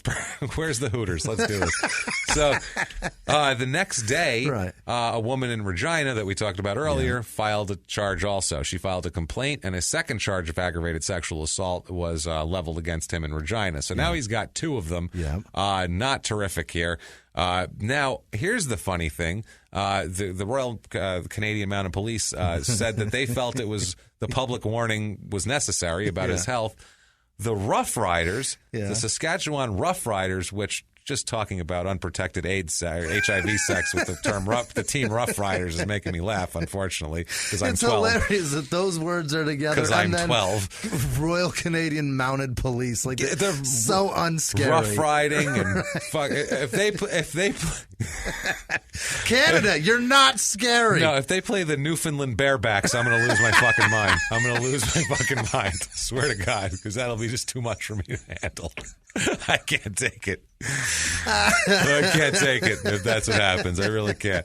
And the Quebec fucking hot beef injection. I can't do it. I'm out at that point. I'm fucking out. So the Montreal Raw Dogs. Here we go. Yeah, the Montreal Raw Dogs. Let's do this. That's who he plays for after the Rough Riders release him. Holy Christ.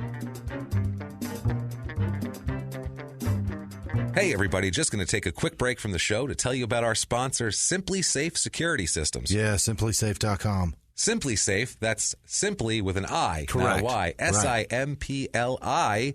Safe.com. This company in the last few years has transformed into the fastest growing home security company in the nation, protecting over 2 million people. And something very exciting, they've just released their brand new security system, the all new Simply Safe. It's completely rebuilt in design. They've added new safeguards to protect against power outages, downed Wi-Fi, cut landlines, bats, hammers, and everything in between. The all-new Simply Safe was redesigned to be practically invisible with sensors so small you can even blanket your home in protection and never notice. You know who will? Intruders. That's right. Who. This is what's truly remarkable. Simply Safe spent years building this system. They've added so much, seriously, but you still get the same fair and honest price. 24-hour protection for only $15 a month and no contract. You can't beat that. It's smaller, faster, and stronger than anything they've ever built before, but supply is very limited. Visit simplysafe.com/sportscrime now to order.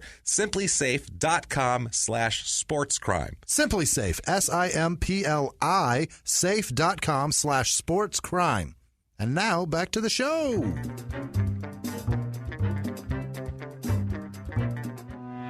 Hi, this is Dennis Miller, and I want to invite you to listen to my new podcast, Red Circle Sports, right here on Podcast One.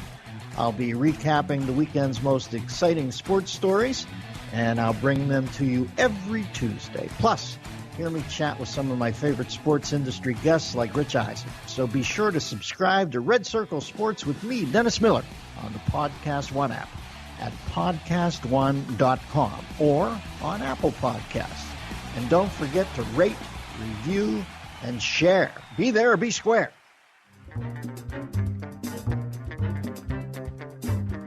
So this shit here, this made me the maddest of all. Rough Riders officials admitted they knew he had HIV for more than a year. What the fuck? And not only continued to allow him to play, did not tell anybody. They said that the privacy laws prevented other players from being informed about his illness. My Christ. Are you motherfucking kidding me? Are you kidding me?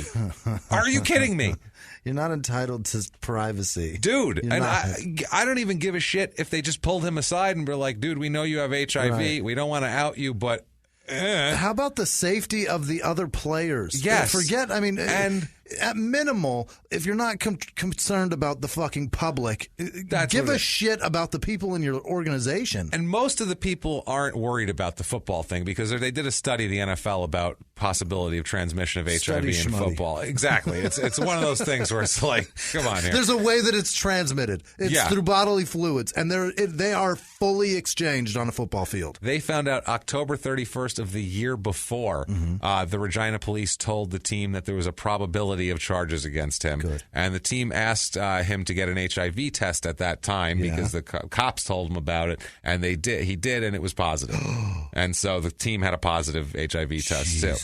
So November, he's arrested in Regina for that new one there. November 2005, he's going for bail. He's released on $10,000 bail. Oh my God. Let's let this guy out into the streets. Why would they do that? Well, the conditions of this release are pretty prohibiting. He is not allowed to be alone with women other than his wife and family. Not allowed to be alone with women. He's like a priest. He's turned into a Muslim now. He's turned into a fucking cleric. You're not allowed to be alone with women. There's a celebrity, I forget who it is, that does that. Like Mike Pence. Is that it? It's our vice president. won't have, and we're gonna. We're not getting political. I love that you just tagged it right out of the gate. I know exactly like what that. it is. I'm a political junkie too. In addition to what all a this shit. ridiculous fucking policy. Yeah. That's crazy. But we're not talking about politics. No, that's a completely different thing. Dumb How fucking dangerous are you that you can't be in the same room? Maybe Mike Pence has an HIV cock that he can't stop from sticking in people. Holy shit! Wow. Did we just find something? I think we just figured out that Mike Pence has HIV and has a very hard time controlling himself, spreading it to as many women as possible. That's really disturbing to hear about the Vice President of the United States. Wow. It's tough, you know? You expect more out of people. You really do. You wouldn't expect that from a guy with that fucking hairdo. No, that haircut looks pretty square, and apparently he's just dipping his wick wherever he can. It's just very sad. Is that an HIV Boy Scout cut? Is that what that is? That's what that is. When he sits down in the barber chair, he goes, "Give me the HIV Boy Scout." HIV Boy Scout. And they're like, okay. So, Boy Scout with a hint of foot under the stall bathroom sex. Gotcha. We know what to do. Give me the Eagle Scout. Can you give me that? You're an Eagle Scout. You're not opposed to rest area sex. We get it. Okay. That's what we want to show. Once again, not political, just funny. So... Christ. So he is not allowed to be in the presence of women. Got it. He is barred from visiting nightclubs, and he's also issued a curfew. He has to be home from 11 p.m. to 7 a.m., and he has to remain in Regina, Saskatchewan, and surrender his passport. He's also informed that he could have no communications or visits with the accusers at all. Okay. Now, the problem is one of the accusers, I think it's the Regina girl, ends up trying to contact him. Okay. Then later on, as we'll get into, someone tries to help him break his bed. It's all women, too. They don't. Here's a question, though. With all those stipulations, how are they going to enforce that? How are you going to keep that man out of a nightclub? You know, yeah. Is this fucking picture up like thing. Jeffrey Dahmer somewhere? You know what I mean? How you can keep him from being alone with a woman? Right. That's like there's a guy, unless you have a guy standing next to him the whole time. Right. Now, after his bail hearing, his lawyer, Phil Harrison, who you can't get any more silver-haired and middle-aged than this asshole right here. He described Smith as, quote, an educated, quiet, strong individual who has done a lot of good work in the community. He denies the charges and will plead not guilty. He's also spread HIV throughout the community. Right. It's good work. Yeah, it took a lot of time. Good, it did. It really did here. But the one thing the court places no conditions on is whether he's allowed to play for football. That's not in there. Wow. He's not played since he's been arrested because he's been a little bit busy. Sure. And Saskatchewan went ahead and put him on the disabled list because they were like, he's probably not going to come back this year. How about the IR? Yeah, let's do that. The league declines to the league won't even say anything. They're declining to comment. They're like, I just saw the after game. court. You just saw what? I just saw the game line up, and they're like, out this week, Trevis Smith with a sick dick. With a sick dick. Oh man, we got That's Javar Harrington funny. out this week with a slip disc, and we got. Did you say slip disc? No, I said sick dick for Trevis. It's right? disease and it's dangerous to others. As Trevis a matter of for fact. sure has a sick dick, but yes, Javar Harrington has a slip disc. He's out with danger penis, is what the medical term of it is. Danger penis. Cock flu. He's got the cock flu. Cock flu. I like it. Was he in Asia? No, it's cock flu. It's cock flu. It's not bird flu. It's cock right. flu. It's different. It's not the cock thing. Yeah, you get it. It's similar. Not everybody is happy about him being able to play play football, as you might imagine. Tony Miles, who's a wide receiver for the Argonauts, said he was shocked that he wasn't informed about the illness. Yeah. He said, quote, I don't want to be the one who goes out and plays a sport that I love and comes home HIV positive. I'm just overwhelmed that he was out there playing while HIV positive and carrying on with his everyday life like everyone else. He was walking around and talking to the guys in the locker room, and he was HIV positive. Yeah. They're making it sound like he's a zombie. Right. He's not a mummy. He's just walking around talking to people. Right. Like when you have HIV, you don't talk to anyone anymore. Grunt. You just grunt. You go sit in a closet, and if anyone opens it, you go, and then they close it again. That's it.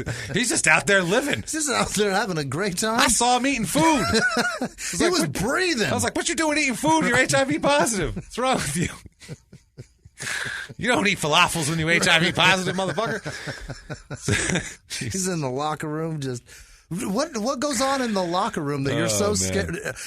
That convinces me that they are in there just tugging away, just yanking and spewing their football seed all over that fucking locker room. This just made me think of, like, the funny thing is, like, I think about certain shit, and, like, this just made me think of if I told this story to my grandmother. If I told this story to grandma, not racist grandma, other grandma. Skin of Steel grandma? Skin of Steel grandma. If I told her this story, until the HIV, she would have been on his side.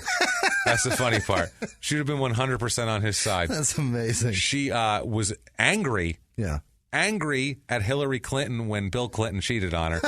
She was angry at her. She said, Ma, if you pay attention to your husband, maybe he don't go out and do that. What's wrong with you? You dumb. She was mad at Hillary Clinton for not stopping him. And she told me a story once, real quick sidetrack. She's the original Chris Rock. She's Italian Chris Rock. She is. Going, you suck that man's dick. You suck that man's dick. Yeah, she was saying this at the time, being an elderly foreigner. She said at one point, she tells me a story. This was meant to be a nice story, by the way, about my grandfather. Amazing. I meet your grandfather, and, we talk, and he liked me because I'm from Italy. And he said, another girl from Italy. So, we're engaged, she tells me, and he goes out with my brothers. And she's got fucking 10 brothers and sisters, right? So this is like in the Bronx, circa 1951. Sure. He goes out with the brothers. So I'm expecting they went out drinking, and she goes, so they go to the whorehouse. I said, pardon? Back that up, Grandma. The whorehouse with the women. I said... You said whorehouse. She was mad at me for questioning what she said. Like, you didn't say warehouse, right? When's the last time your grandmother brought up the word whorehouse in a sentence, especially talking about your deceased grandfather? It doesn't come up often. I'm like, whorehouse? What the fuck are you talking about? She said, they go to the whorehouse, because that's what the men do. She's like, that's what they do. She said, what man doesn't fuck around? That's what she said, those words. What man doesn't do that? That's what they do. They're men. You're not a man unless you fuck around in her mind. So she said, they went to the whorehouse, and, they go. And my brother said that Joe is a good man because he said, I'm engaged, I'm going to get married soon, so I'm going to not do this one. So he didn't go to the whorehouse that night because he was engaged. That's how nice your grandfather... I'm like, what not the fuck? Yeah, literally not this time. I'm going to be married in 2 weeks, so not now. 2 months ago, maybe. She told that as a story of, like, what a triumph. The dignity in this man. And I'm just thinking about this, and my grandmother go, yes, he's a man. The women like him. Of course he's going to have sex with them. That's what they're there for. He's a man. That's what she would say. I swear to God. And I hope she doesn't listen to this show. Unbelievable. So it's fucking ridiculous. I don't know why I had to tell that. But, by the way. Listen, you didn't call her a dipshit. I just called my dad a dipshit 30 minutes ago. I just kind of, what the fuck? So... 1992, the U.S., the National Football League here did a study on what the chance of HIV contraction. Your grandma would defend my dad. Oh, yeah, she would. But was he nice to you? She would say, did he provide a home for you? He provide a home? Because that's what she would say. Right. No, good. She give you what you need, but leave him alone. Let him do what he wants to do. That's her thing. As long as you put food on the table and the bills are paid, you go fuck anybody you want. Well, thank Christ the bills weren't paid. Okay, yeah, I don't know what happened there. Then, right? Yeah. At that point, who cares? So... this study by the NFL determined there is a 1 in 85 million chance of HIV contraction through player-to-player on-field contact. That's their... 1 in 85 million. I want to know what scientist wrote that shit that's up. in 92 also, so who knows what they're... Is that going by the odds of that particular player being on the field? Well, I guess the odds of you being out there... Being covered in it's not like boxing where you're all open and you're rubbing heads together. Yeah, but your fucking elbows are exposed. Your elbows are exposed. But to have HIV exposure, and this I do know, to have HIV exposure, a scraped elbow and a scraped elbow won't do it. It has to be a deep. I'm not. You have to have it. a gash that someone else then bleeds into. We're gonna scrape your elbow. Rare. I'm gonna find somebody with HIV. Hey, I'm not saying I want to do it, but I'm saying we'll see what's what. Reactions to this. People are surprised, obviously, because he's a beloved Bible-thumping great guy. Right. Former teammate of his, George White, said, quote, I know Trevis and how he acts, how polite he is. I could see how those women thought they were in an exclusive relationship. I still think Trevis is a good person. It sucks to see him where he is. Okay. This is not the only person that says that here. Wow. They say that, why can't he do this? He's an athlete. The guy's, what the hell? One guy says, quote, when guys are away, they'll choose to do what they do. But I think Smith's story is an isolated incident. My Christ. Everyone else would have been fine with it. Yeah, it's one guy here, a sports psychologist at the University of Calgary, David Paskevich, said something about this. He's not buying isolation. He says, quote, if we ever learned anything against it, it would have been after the Magic Johnson announced he had HIV in 1991. He was at the top of his game, and yet how did he get infected? Athletes are like kids walking into a candy store, and there are women who are attracted to that kind of power, money, and prestige. At the end of the day, it comes down to personal accountability.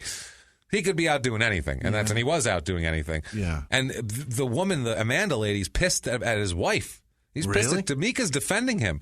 Tamika's calling the women names and defending him. Oh, Jesus. It's not like she's like, oh, fuck that. He went out, got AIDS behind my back, and got HIV behind my back, and had sex with and cheated on me with all these women. She was like, no, those women are skanks. They deserved it. I don't understand it, man. But this Amanda lady's not happy. She said, quote, he could have killed me. I wish them all luck. I don't understand how they stand behind him. Because he also had an old girlfriend at court backing him up, which is crazy. Tamika took a drug test. No. An AIDS test before she said all this shit, I would right? imagine she did, yeah. Another thing, a teammate of his, Andrew Green, said, quote, I have nothing negative to say about Trevis. He's a good friend of mine. I support him 100%. My God. All the players interviewed, except for the one we discussed, all the players on his team anyway, said they had no hesitation playing with him. Should he be found not guilty, he should be allowed to keep playing. Yeah. They said that it's super small, the risk of contracting it on the field. There's never been a recorded case of that happening. Another guy, Murray, the aquatic trainer guy, said, quote, I have nothing bad to say about Trevis. He's very humble, intelligent, courteous. When the charges broke, we all played cards, and I told him, you'll get through it. And then he said, chlorine kills AIDS, right? Yeah, I'm good, right? Because I got a lot of, I've been around you like a lot. We were in the same pool together. That's all I'm saying. Pissed in there. So, just a thought here. Also, let's get back to Spence McCracken. Yes. Spence McCracken says he said that he last saw him a few years ago. He said, well, first of all, he tells a reporter, quote, you tell Trevis I love him and I want to talk to him, number one. He says, quote, I hated hearing of the charges. I hope he ain't guilty. I would trust him with my wife and kids. Don't do that. As long as his dick's in his pants, he's fine. If his dick's out, don't trust him with anybody. I mean, I trust anybody around my wife and kids as long as they're not sexual predators. That's the thing. Hey, when his dick's away, he's fine. Right. You trust him around anybody. Great dude. Boy, when his dick starts getting hard, watch out, man. Now, his mother's pissed. Yeah. Not at him. His mother's pissed at the women. His mother's pissed at everybody. His mother's like grandma over here. His mother said, quote, she finds everything that everyone's saying about Trevis, quote, very sickening. Okay. She said, quote, I'm through with it. That's my child, and I have no comment whatsoever. Everybody has just rushed to judgment. Wow. I gave her an Alabama black lady. That's good. That's fine. Good. They just rushed to judgment. So that's it. And there's no complaints filed against him in his hometown in Alabama, in Montgomery. A police officer there said, quote, we don't have any kind of ongoing investigation. The only information we have is what we've read in the media. It is at this moment that the Rough Riders implement a code of conduct for their employees. A new thing here. Just a general code of conduct. They also hire a new GM to change the culture. Yeah. Different kind of guy. His name is Eric Tillman. He's from Mississippi. He's a minister. Yeah. He is going to change the culture and make it, we're not going out there now doing all this sexual assault and all this shit, right? Okay, remember Eric Tillman. So back to Paul Harrison. But when you change things, like, you look guilty. Yes. Like when you start changing policies after an event, looks like you look like trying you did, to avoid something that you didn't avoid last time. His lawyer, the silver-haired middle-aged Paul Harrison here again, says, quote, he loves the game. He wants to play and get back to his teammates. He's doing very well, exercising, going to movies, seeing his bail supervisor. He also said that Tamika and the girls moved to Regina a few months ago. He called her, quote, a very nice lady. They've stayed as level-headed and positive as they can be. Yeah. Yeah.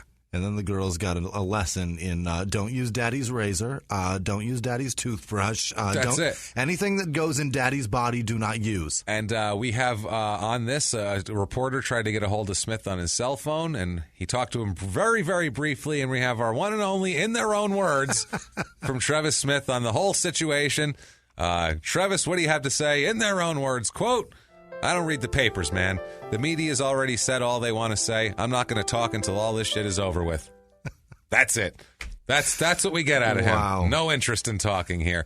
His lawyer wouldn't confirm nor deny that he had HIV even at all. The trial in Vancouver is a judge-only trial, and if it's convicted, there's no minimum sentence, but the maximum sentence is life for this sort of thing. But I don't think they're not saying he's going to get life. I guess in cases like this, in the past, it's about 2 to 10 years in that range, depending on how egregious it absolutely was here. They said that they need to prove 4 elements. Beyond a reasonable doubt. They have to prove that he knew he had HIV, had sex with the women, didn't disclose his status with the women, and didn't use a condom, which is all pretty easily provable based on them just going, yes, no, yes, fuck it, gone. So, he is confident, the lawyer's confident that he'll be found not guilty. He said, what color's my hair, asshole? Silver, not guilty. He said, quote, we never thought there should have been any charges in the first place. The Amanda lady disagrees. She says, quote, he thinks he's done nothing wrong. He said, yes, he's a nice guy on the surface, but he hasn't learned anything. If he can lie, he'll lie. How could he do this to all of us? Pissed off. So he's out on bail. Violates the terms of his release several times. He ends up being rearrested. Because, according to his wife, this happened because a female friend communicated directly with Trevis, offering him a painting job because he has no fucking money at all, and he accepted the painting job. This wasn't reported by the friend, but the contact with the woman was discovered by police, and they considered it a violation of his release conditions. So he was once again thrown back in the fucking can. Got it. Which makes sense. This goes to trial. This goes all the way to trial. Amanda testifies. At trial, she says the whole deal, met him at the nightclub. She said, I asked him if it was true. He said, no, it wasn't true. She would have had it years ago, blah, blah, blah. She went through the whole story on the stand. She's crying. The whole deal. This looks bad. He gets on the stand in his own defense, too. He actually takes the stand. He said that he told her about his diagnosis when he first found out, and then they started using condoms. He also says he didn't have sex with the girl in Regina at all after the test. Which they all are like, no, he's been having sex constantly.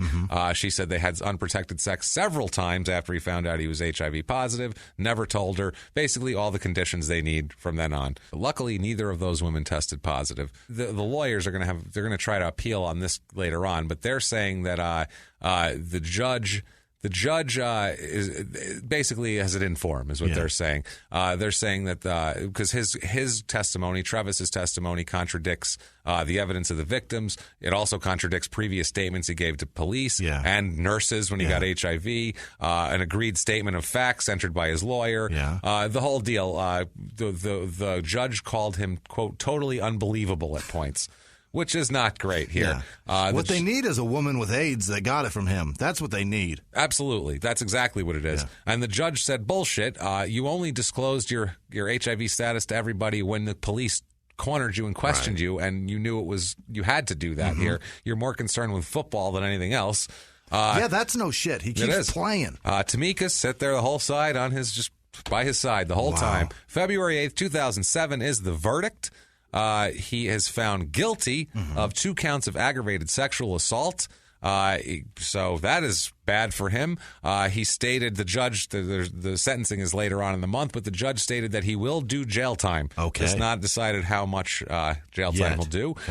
There's another woman who we're going to talk about a couple more here. Another woman who he got in his little web here.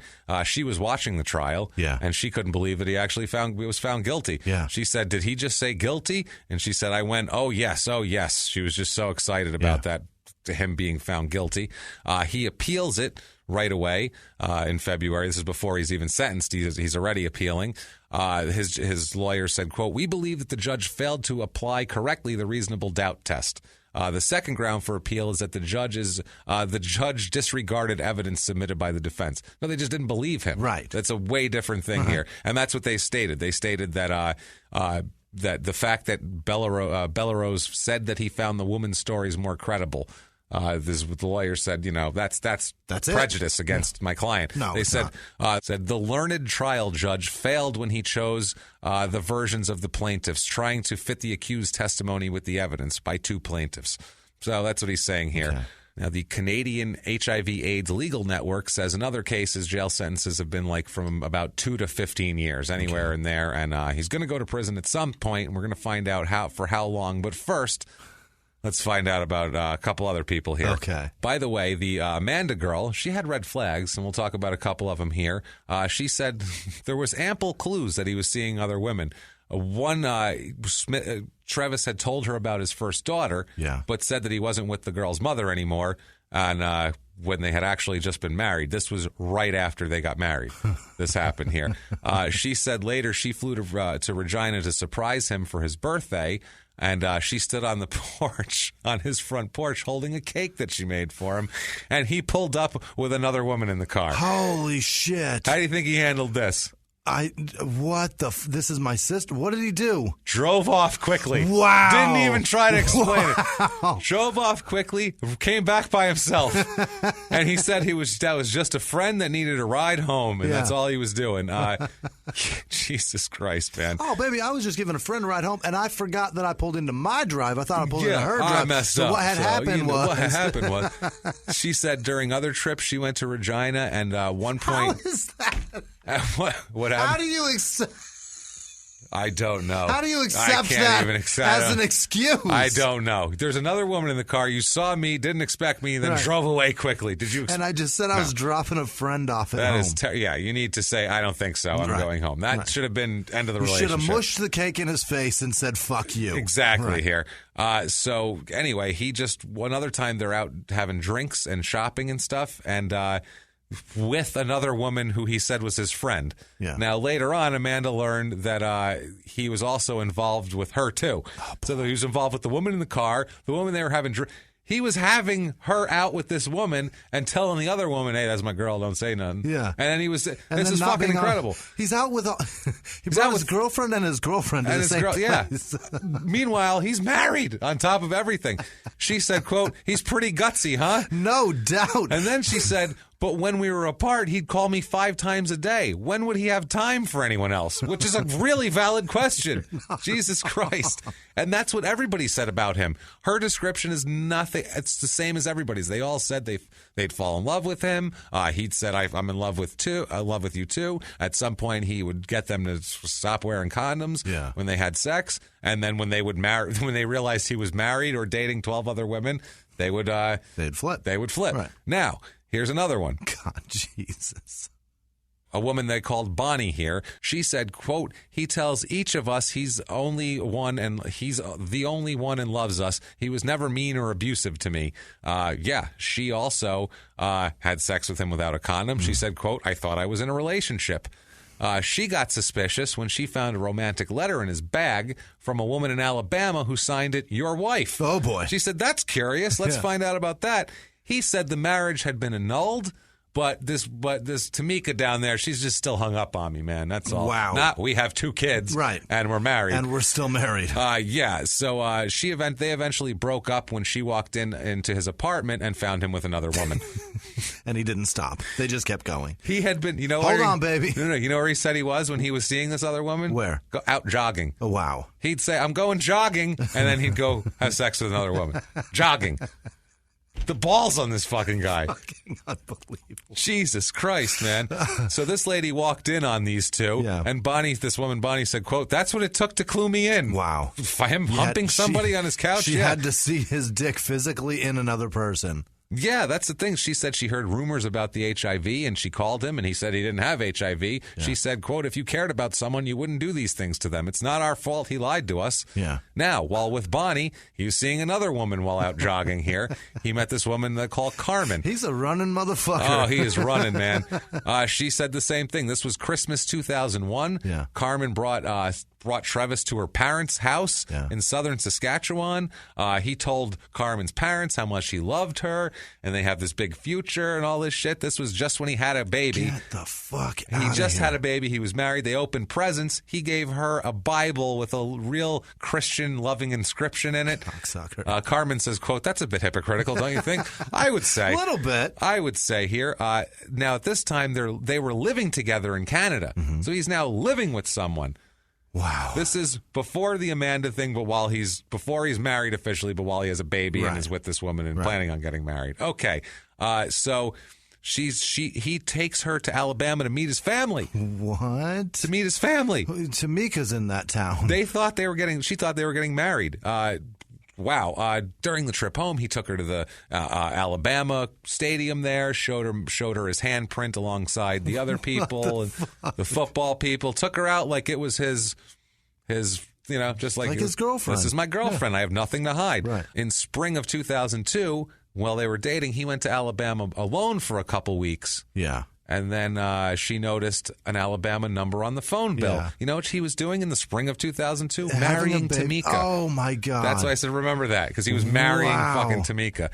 She called the number on the phone bill. She said, quote, a woman answered, and I said, your number's on my phone bill. Who are you? The woman replied that she was his wife. They had just been married during his trip home in the past month. Right. This was just days. He got married just before he went to Christmas dinner at her parents' house and said that they were going to get married and all this. And that Tamika also said, oh, by the way, we have a daughter. What a dickhole. The whole deal. So she broke up with him immediately. Then in September of 2004, the police came and they said, hey, did you have sex with him at all? Because, he hasn't, you should probably get tested. Right. She does not have HIV. She, I think, got rid of him before he got it. And she said, quote, if he had given me HIV, I'd fucking kill him. Which I love. My favorite That quote. Canadian girl is mean as fuck. Whatever her real name is, that's what you should name your football team. Yes, that lady. She is fucking vicious. Gonna take a quick. Behind the closed doors of government offices and military compounds, there are hidden stories and buried secrets from the darkest corners of history. From covert experiments pushing the boundaries of science to operations so secretive they were barely whispered about. Each week, on Redacted, Declassified Mysteries, we pull back the curtain on these hidden histories. 100% true and verifiable stories that expose the shadowy underbelly of power. Consider Operation Paperclip, where former Nazi scientists were brought to America after World War II, not as prisoners, but as assets to advance U.S. intelligence during the Cold War. These aren't just old conspiracy theories. They're thoroughly investigated accounts that reveal the uncomfortable truths still shaping our world today. The stories are real. The secrets are shocking. Follow Redacted, Declassified Mysteries on the Wondery app or wherever you get your podcasts. You can listen to Redacted early and ad-free right now on Wondery Plus. He was hip-hop's biggest mogul, the man who redefined fame, fortune, and the music industry. The first male rapper to be honored on the Hollywood Walk of Fame, Sean Diddy Combs. Diddy built an empire and lived a life most people only dream about. Everybody know ain't no party like a Diddy party, so. Yeah, that's what's up. But just as quickly as his empire rose, it came crashing down. Today I'm announcing the unsealing of a 3-count indictment, charging Sean Combs with racketeering conspiracy, sex trafficking, interstate transportation for prostitution. I was up. I hit rock bottom, but I make no excuses. I'm disgusted. I'm so sorry. Until you're wearing an orange jumpsuit, it's not real. Now it's real. From his meteoric rise to his shocking fall from grace, from law and crime, this is the rise and fall of Diddy. Listen to the rise and fall of Diddy exclusively with Wondery Plus. And now back to the show. Hey, everybody, just going to take a quick break from the show to tell you a little bit more about Blue Apron. BlueApron.com. You should know by now that Blue Apron is the leading meal kit delivery service in the entire United States.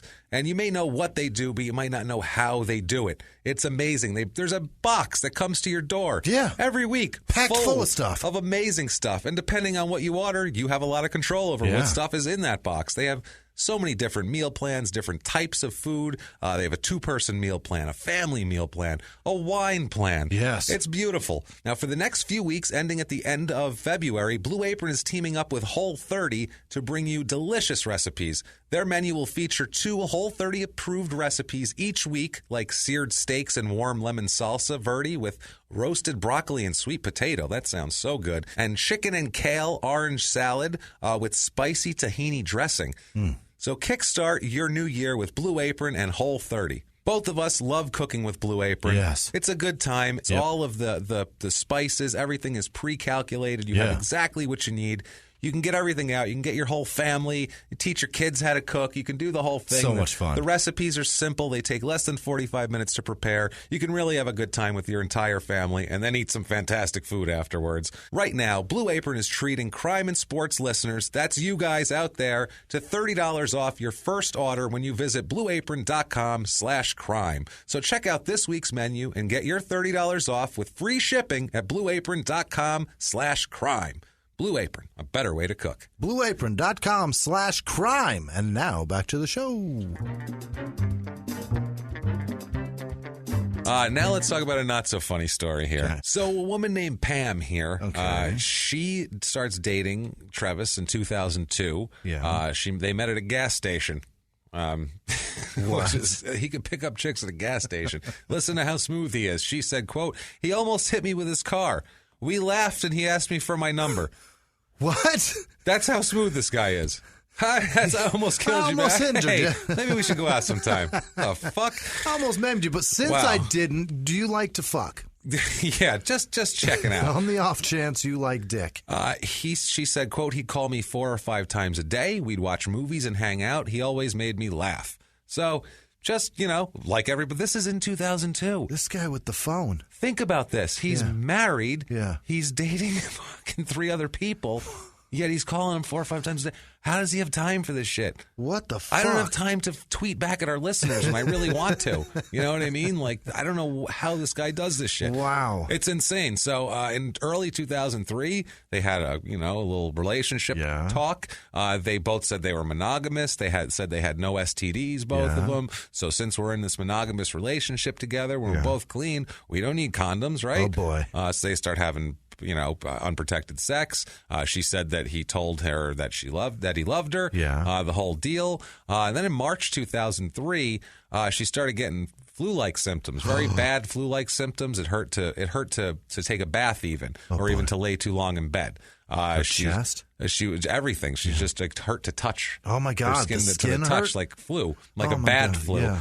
She was very nauseous, and her gums were even bleeding. Oh my God! Her temperature spiked up. Yeah. She had a bad temperature for several days. So they end up breaking up in October 2003. Yeah. And she calls his house, and his wife answered. Oh boy! Because she lives there, because he's fucking married.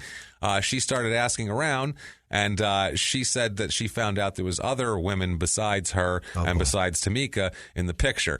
She said, quote, I found out he was sleeping with numerous women, so I went to get tested for STDs. And she got her results back November 5th, 2003, that she's HIV positive. Oh, fuck. HIV positive. When she was sick back in the beginning of the summer, they think that was the a lot of times when you first get HIV, you'll get you'll get sick at first. It's an initial infection thing. Right. That's that's what they think that was. She's a nurse also.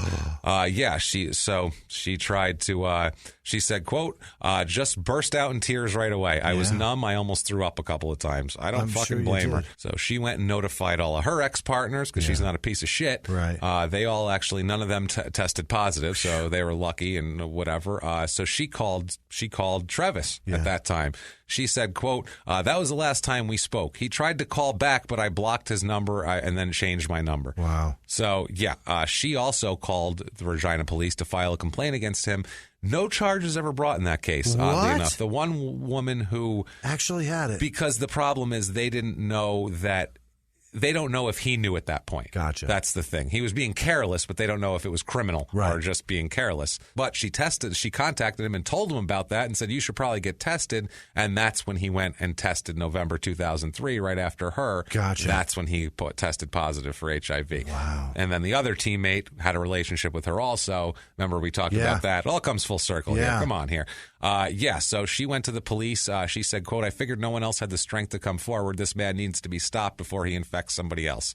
I would say so. Oh, she also contacted the Rough Riders general manager, Roy Shivers, about it. Never got back to her. What the Didn't even fucking call her back. What a dick. Ignored her. Silver-haired, middle-aged asshole. Sick fucker. Yeah, so she's had a hard time getting the police to even try to look into it. She said, quote, I feel I won't be able to move on to the next step of my life until I have at least forgiven him. Mm-hmm. How about fuck that? Yeah. You don't need to forgive him. She can't work full-time. This is just in a few years. She sleeps over 10 hours a night, has to take series of the whole ritual, the whole medication, all the different pills. She also takes antidepressants and sees a psychologist because she's fucking depressed. Yeah. She said, quote, the pills give me weird dreams. I'm usually dizzy when I wake up. Ugh. What a fucking mess of a disaster. She got depressed and started to want to attempt suicide. Yeah. She wanted to kill herself on New Year's Day 2005. She wrote suicide notes to her kids. Saying, it's mommy, I regret leaving you. I got sick and I don't want to live that way. I don't want you to see me suffer. I've decided to leave this life with what little dignity and pride I have left. She wrote suicide notes to her mom and dad. It's fucking so sad. Jesus Christ. She says a little later on, quote, some days are really good now, but others I wonder if I'll live to see my daughter graduate from high school. Jesus Christ, man. Then she says at the end here, when Trevis and I were together, he was kind and nice and always made my day better, but he's also a very good liar. So she nailed it 100%. Yes. So this fucking asshole, he's in jail being a dickhead. Yeah. He deserves to be in jail. He really fucking does. Liquid shits and cold sweats. She's got that. He's fine. Yeah. He's not sick. He never shows any symptoms. He's not sick there at all. He's doing fine. He's sitting because he got thrown back in the joint. Yeah. He's waiting to get sentenced and all that. He's just waiting there, and he goes out in the visitor thing because they have the visiting hours. He goes out there, and he's very surprised to see a visitor there. It's my grandma. So weird. And she says,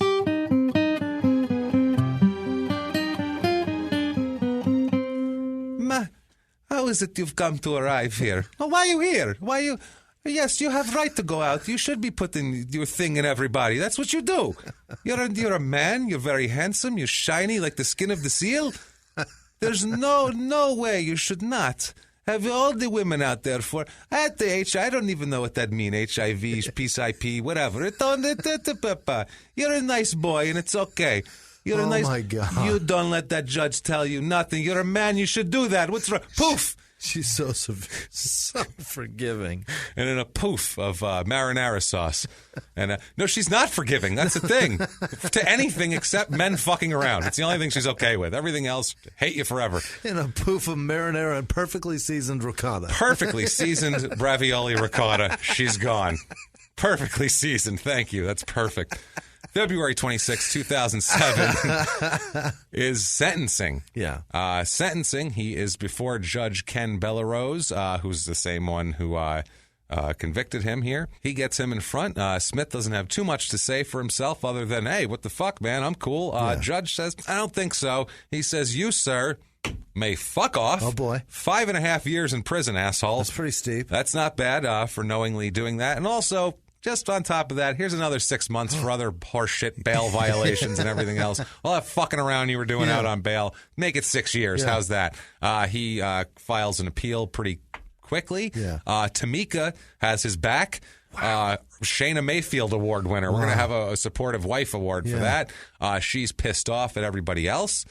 Super pissed off. She said he took a second test and said that he didn't have any detectable virus. Okay. So I don't even think he has AIDS. Whether he has HIV or not is a completely... Okay. She's saying, I don't even think he has it. Never mind giving it to people. This is ridiculous.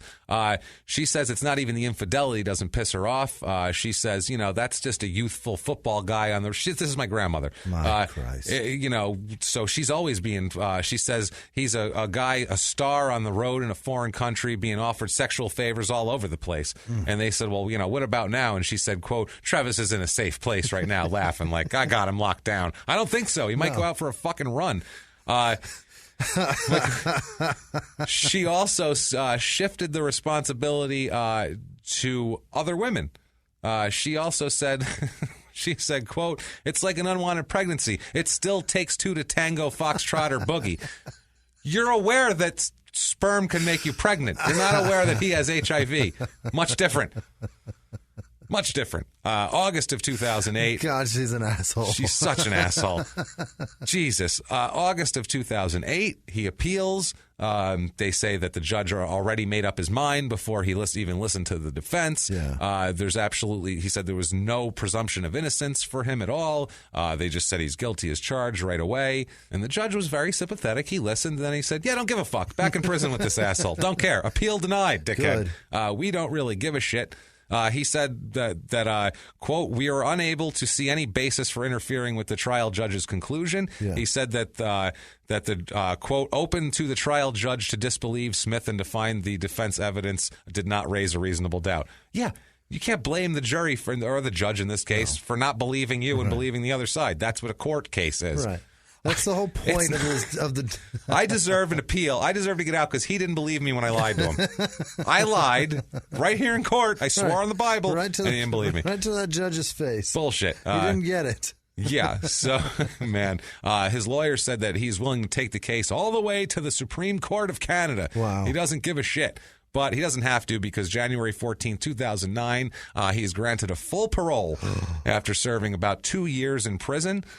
He had a parole hearing there. The panel said that it believes Smith has insight into what he did and will be a manageable risk when released. Because this guy can obviously control his dick. Yeah. They also said that a deportation order will be executed once he's released. Shit cannon him back to the U.S., You though. may leave now, sir. We don't need you. But get the fuck out of this country. Take your HIV and take a fucking tell your story walking, pal. Right.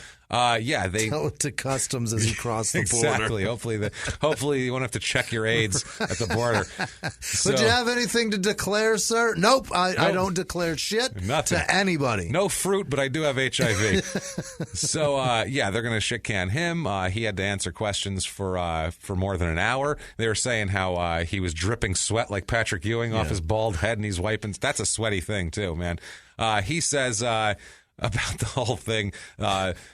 He's fine with it. He's undeterred by the whole thing. He said that, embarrassment. He admits to the board he can't go in front of this parole board and say, I don't even have HIV. I don't know what you're talking about. He's got to be, he's got to show contrition here.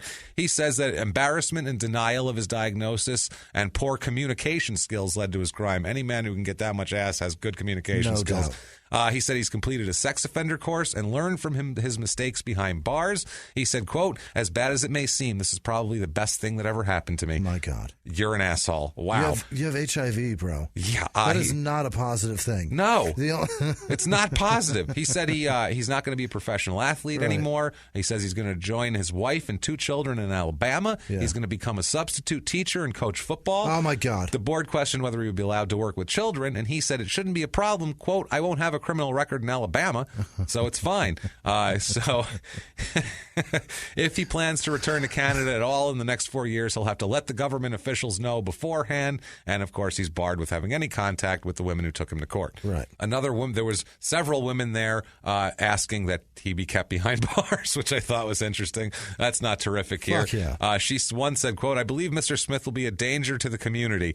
He lives in a world of denial and selfishness, I would say. Yeah. They said the board said reports have described him as impulsive and hypersexed with an inflated ego and a self of entitlement. But Smith said that his isolated time in prison helped him realize that he needs to change and that his family is the most important and only thing in his life. Read what they said about him one more time. Jesus Christ. Let's see here. That he's an impulsive, hypersexed man with an inflated ego and a sense of entitlement. That is a fucking athlete. That's an athlete. That's everybody. This might as well be called professional athlete. Crime in impulsive, hypersexed with inflated ego and self of entitlement. That's what this show should be called. Not crime in sports. That is unbelievable. That's the definition that's the definition of sport. Right. Impulsive, hypersexed men with inflated egos and self of entitlement. And a ball, usually. Right. I'll throw that in there. And an object to a game. That's it. He said that he's going to work hard to stay faithful to his wife, who's supported him through the whole trial despite evidence of so many affairs. He can't even count them all. The judge, or a board member on this, Terry Elliott, said, quote, you're a lucky man she still supports you after all you've done. No doubt. It's like, no shit. February 3rd, 2009, the general manager of the Saskatchewan Roughriders, remember him, the Mississippi minister, has been put on leave while he faces charges of sexual assault. I love it. Oh, I've been putting that one up. I've had that up my sleeve the whole episode, and I've just been waiting for it, man. Oh, my God, that's fucking amazing. Man. His assistants will replace him. I love hypocrisy. His Saskatchewan police say his hypocrisy is delicious. Oh, it gets even more tasty, Jimmy. They salted and peppered this shit just right. Holy fuck. This is seasoned and seared to a crusty perfection. Oh, Grandma would be so impressed with the seasoning in this regard. She would, man. Oh, man.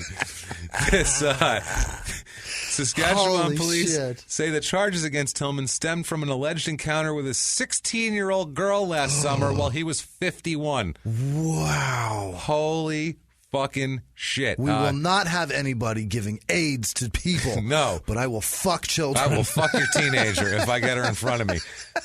He is a minister and son of a minister. Of been course involved he is. with football for nearly 30 years. He's a married father of 2 young children. Yeah. Whole deal. And rapist of children. And not terrific. Yeah. This is, it's great. I love that they put him in to change the culture because they had a tarnished image they didn't really We will not fuck adults around here. No. We will not fuck adults. Only kids. Wow. September 13th, 2009, What a piece of shit. Yeah, no shit, man. So he's sent back to Alabama. Yeah. They wouldn't tell the agencies in Canada wouldn't say exactly when he left, but he leaves there. July 2012, he takes a job as the defensive coordinator at Carver High School in Birmingham, Alabama. What? This is a program which from 2007 to 2009 lost 30 straight games. So this is tough. They need some rebuilding. Oh yeah, he had a big they brought an assembly in for him and everything. He spoke of the bright future for Carver High School. Yeah. They said he was a letterman at University of Alabama from 95 to 98. Right. These kids are like, oh, my goodness, this is great. This is great. This is 2012, by the way. There is Google. Right. It is up and running at this point. He's listed among he does a walk of charities. He's volunteer coached the season before at Carver. He came in and just kind of hung out and volunteered. He went from a volunteer assistant to a paid coach. Wow. He's working as the team's defensive coordinator, but didn't receive the coaching pay supplement because the school board hadn't made it final yet. Volunteer coaches have to actually pay to get their own background checks done and all that sort of thing. But these background checks, they cover the United States and not other countries. Not international background checks? Not even even Canada. So in August 2012, school system officials started an investigation after a newspaper reporter questioned the superintendent of the schools about Smith's fucking criminal record because he has Google on his fucking phone. Jesus Christ. Because he has an iPhone 4. Yeah, they went up and they said, hey, I found a story saying he was granted full parole after serving 2 years for, knowingly exposing women to the HIV virus. They fire him quickly. Really? For this. Sexual shit in Alabama with the... Oh, fuck no. Get his AIDS written out. HIV, we don't care. AIDS, get him out of here. Fuck him. They don't give a shit. Witherspoon, the superintendent, said, quote, he is no longer coaching. We had some folks take a look at it. How about That's the most Alabama thing I've ever heard. We had some folks take a look at it. Some folks. Okay. How qualified were these folks? Wow. They were a reporter who had folks. Google. These folks, he had Google. Folks with Google. Folks with Google. So they said he will now also not be a substitute teacher anymore. He won't. And they said, though, they wouldn't comment on the specific reasons for dismissing Smith. It's called HIV, man. Say it. The one guy said it was more than likely a combination of several factors. Sure. Yeah. I said that during the recent investigation, Smith was forthcoming, but that his account was a milder version than the events reported, in court and everywhere else. Some hoes in Canada said I gave AIDS. That's all. Yep. He declined comment, but when asked about it, he said it's just a matter of, quote, a woman scorned. Oh, boy. That's what he said. Just a woman scorned coming after me. About 12 of them. What a complete asshole. One of which you gave HIV to. Right. And who knows who he gave HIV to that didn't know they got it from him. Right. Because they were, who knows, people were fucking whatever. Fucking forever. Yeah, that's the thing. So, Yeah, that's the coach doesn't comment on this. That's pretty goddamn interesting. So he clearly didn't disclose that he had HIV when he got hired. He didn't disclose that he was a sex offender. Anything. None of that shit. And then when they asked him about it, he wasn't completely honest about it. They were like, "Oh, it's a little less than you told." You know? So, the reaction to this firing is the kids are pissed. What? The kids liked him. It's a financially strapped area. They don't have a lot of money. Yeah. They get a guy who played for the University of Alabama for 4 years, and he's volunteering. You're going to kick him out? They're like, what are you doing? And now they got a janitor telling him out there to run laps. That's what it is. Their quarterback, Kelly Marsh, said he didn't know anything about Trevis's past, but when he heard about it, he said it didn't matter at all to him. Of course not. What the hell does he care? He said, quote, he wasn't trying to fuck you. He said, quote, he was honestly one of the best coaches on our staff. He showed us stuff I've never seen. He opened up college opportunities for me personally. I'd still want him back. This is hurtful to hear about. Also, the senior said, quote, he played a big part in us getting recruiting trips to go to places like Alabama because he had connections, so he would get him in there. Quote, he stayed on us about being a good player, buying into the program, but also about being productive in class and learning our lessons. I've always been told you cannot change somebody's past. I was born and raised in the church to forgive and forget. Wow. Guess what doesn't go away? HIV. Right. That's the problem. You can't forget something that never goes away. Right. That's the issue. Now, holy shit, good God. First of all, his wife stayed by him this whole time.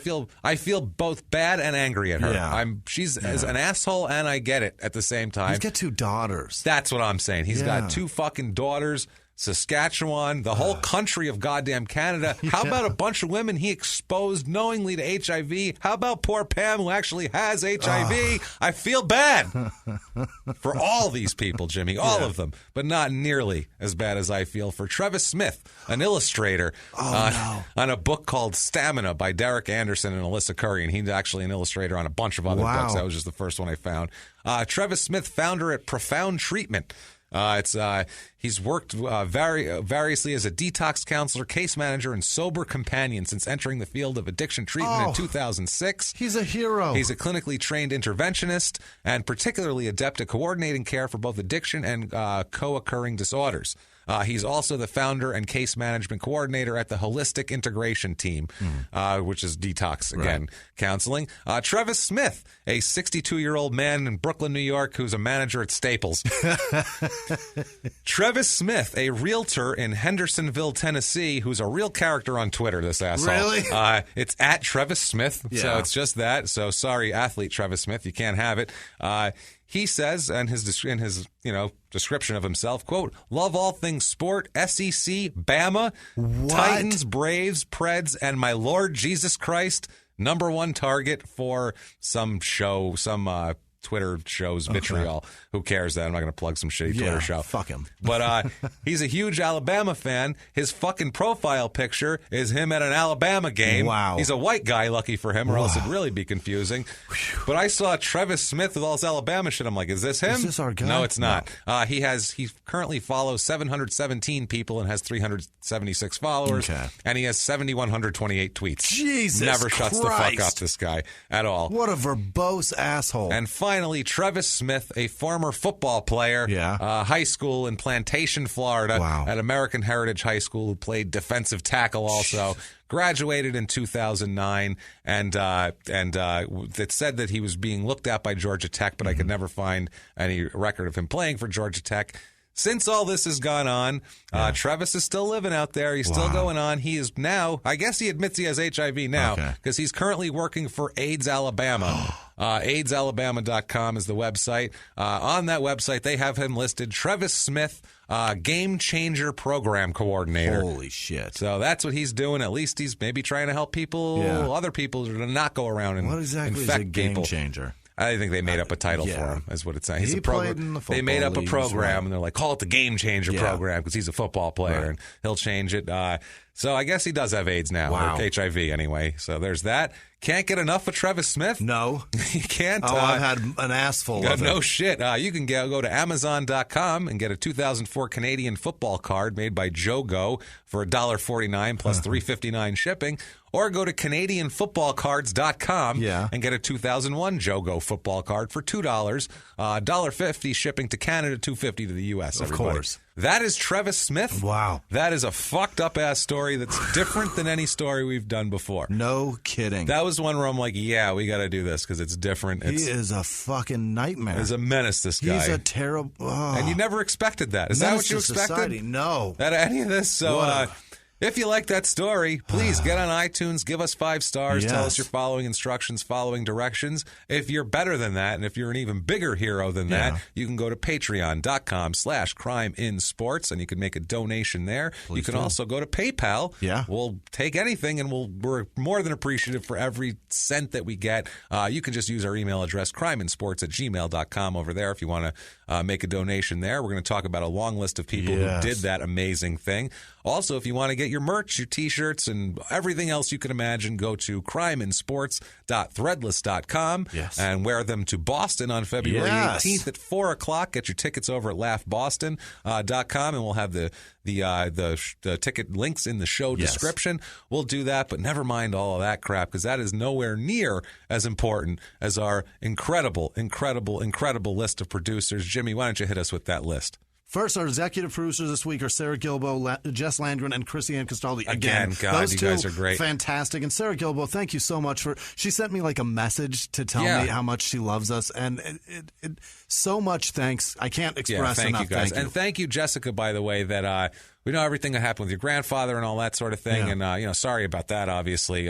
But it's amazing that he wanted to hang out with us at that time. And we're blown away by that. And we love you. Thanks a lot, Jessica. Appreciate it. Hope you feel better. Taryn Reinig, Sarah Oh, Christ. I was on a roll there for a second. We were two doing names. Great. We gave so much love, and then I stumble. You Sarah, piss it away.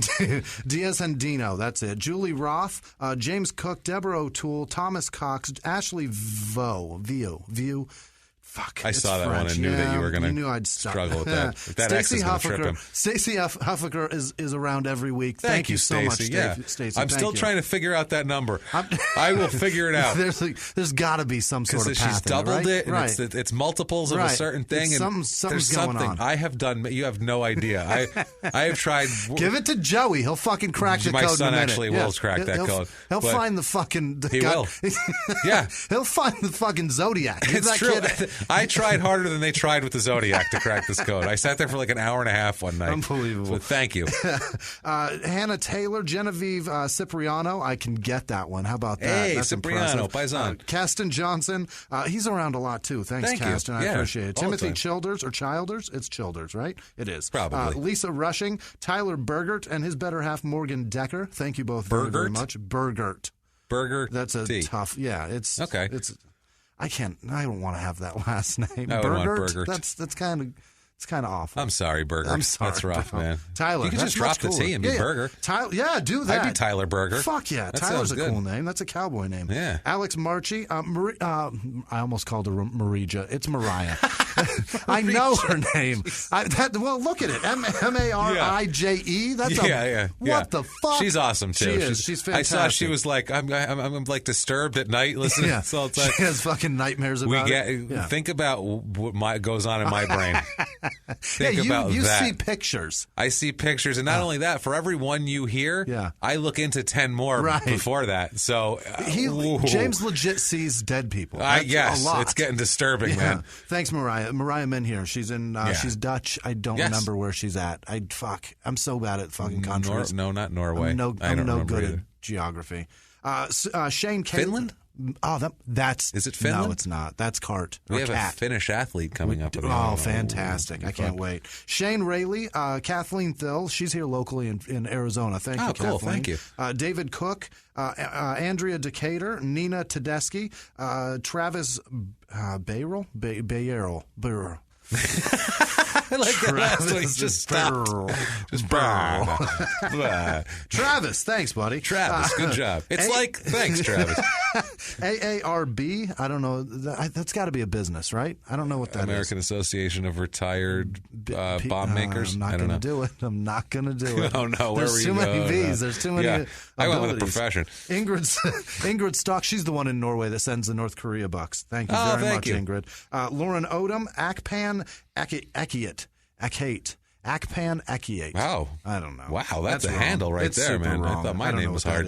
Christina Womack, Travis Hess, Esther Wright, Sarah Grace Love. She upped her donation. Thank you so much, Sarah. Mackenzie Adderman, Chuck Brookman. Chuck, thank you, Chuck. That's every way it could possibly be. Laura Kopp, Kathleen Snyder, Allison Harax, Maggie, just Maggie, no last name. Okay. Ellie, fuck, I ruined this. I knew it. Fuck. I wrote it down so poorly. Favorman? No, it's not. It's Ellie Evan Manova. Evan Manova? Or is it Ivan Manova? The first letter I ruined, so it doesn't fucking matter. Ellie, you're terrific, and your last name is brutal for me to spell. Lindsay Lacara, Dan Rogers, Shane Pratt, Lauren Levan, Francisco Esparza, Hannah Colmer, Connie Young, Damian Buchman. I don't know what that is. Damien, thank you. You said that so confidently, that last one. Oh, no, I got it. I got it. There For sure, it's Biauchman. Nope. Rachel Davidson, Alicia Fedler, Tiana. No, yeah, it is Tiana. Tiana Williams, Roscoe Conti, Willow Tufts, Samantha Gibson, Jennifer Lamb, Monica Johnson, Whit Turner, Ann Greenlee, Bobby Vint, Jefferson Steelflex. Are you serious? That's a real name? No. No, it's not sure a real wrong, name. right? You can type any name you want, I believe, in there. Jefferson Steelflex. That's kick-ass. If that's your real name, dude, you're amazing. Hats off, brother. Yeah. That's awesome. Congratulations. Get a plaque, and wherever you're at, I hope you have one of those big fucking nameplates. Dude, that guy's got his cock bronzed. Are you kidding me? He's excited. It's just out all the time. And that's why. He needs to bronze it. HR doesn't say shit. No. Connie in fucking in accounting complains, and then HR goes, his name is Jefferson Steelflex. He had to bronze it just to keep the sun off of it. That's the problem. What do you want from him? Laura Taylor. Sorry, Laura. Samuel Nackman. That's how my daughter says napkin. Samuel Nackman, Janae Content. It's not Conant, is it? No, it's not. Good. There's a T in there. Robert Riggins, Haley, fucking Bernusky. Oh, that's what it is. It's Haley Bernusky. That's easy. No, that wasn't hard. That wasn't so hard at all. Thomas Bernard, Melissa Freeman, Wanda Houston, Danielle Longamore, George Saloom, Doug Mace. Thank you so much, Doug. You're a fucking hero. Thank you. Thank you, Doug. Rob Williams, Andy Tannehill, Maddie Gwynn, Sarah Lindsay, Candace McFarland, Ted. No. That ain't it. No.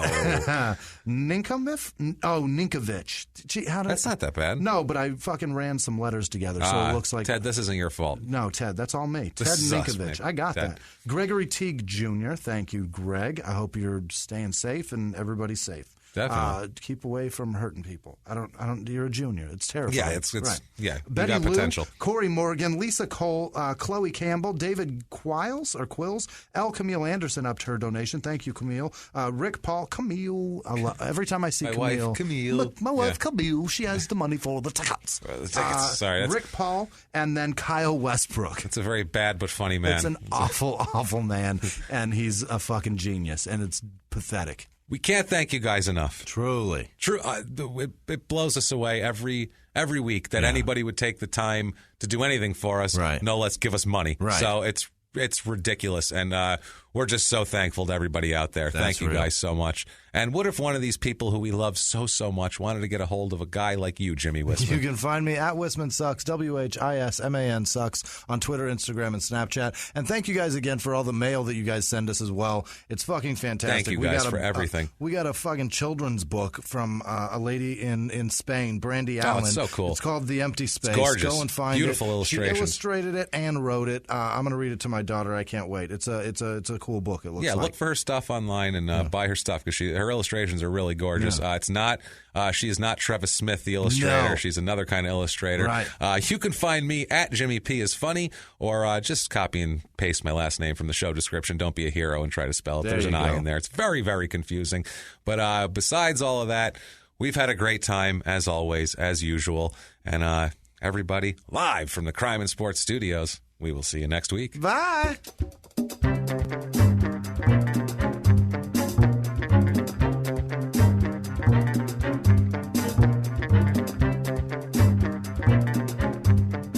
If you like crime and sports, you can listen early and ad-free now by joining Wondery Plus in the Wondery app or on Apple Podcasts. Prime members can listen early and ad-free on Amazon Music. Before you go, tell us about yourself by filling out a short survey at Wondery.com/survey. In the 1980s, a rosé swept the country. Hey, Mike, I really like this white Zinfandel. Well, good. Now put it down. We're going to try another one. White Zin became America's top-selling wine. But most don't know that this sweet drink has a sour history. What began in 1986 with counterfeit bottles, A big fraud, a multi-million-dollar fraud, sent investigators chasing one of the most powerful families in the business, the Licciardis. But the closer the feds got to them, the more dangerous things became. It's a story of deceit. At the time, I was paranoid. Threats. You touch my kids, I will kill you. And murder. with a .22 caliber bullet to the head. What started with a scheme to mislabel wine spilled into a blood-soaked battle for succession. Welcome to Bloodvines. You can binge listen to Bloodvines exclusively and ad-free on Wondery Plus. Join Wondery Plus in the Wondery app, Apple Podcasts, or Spotify.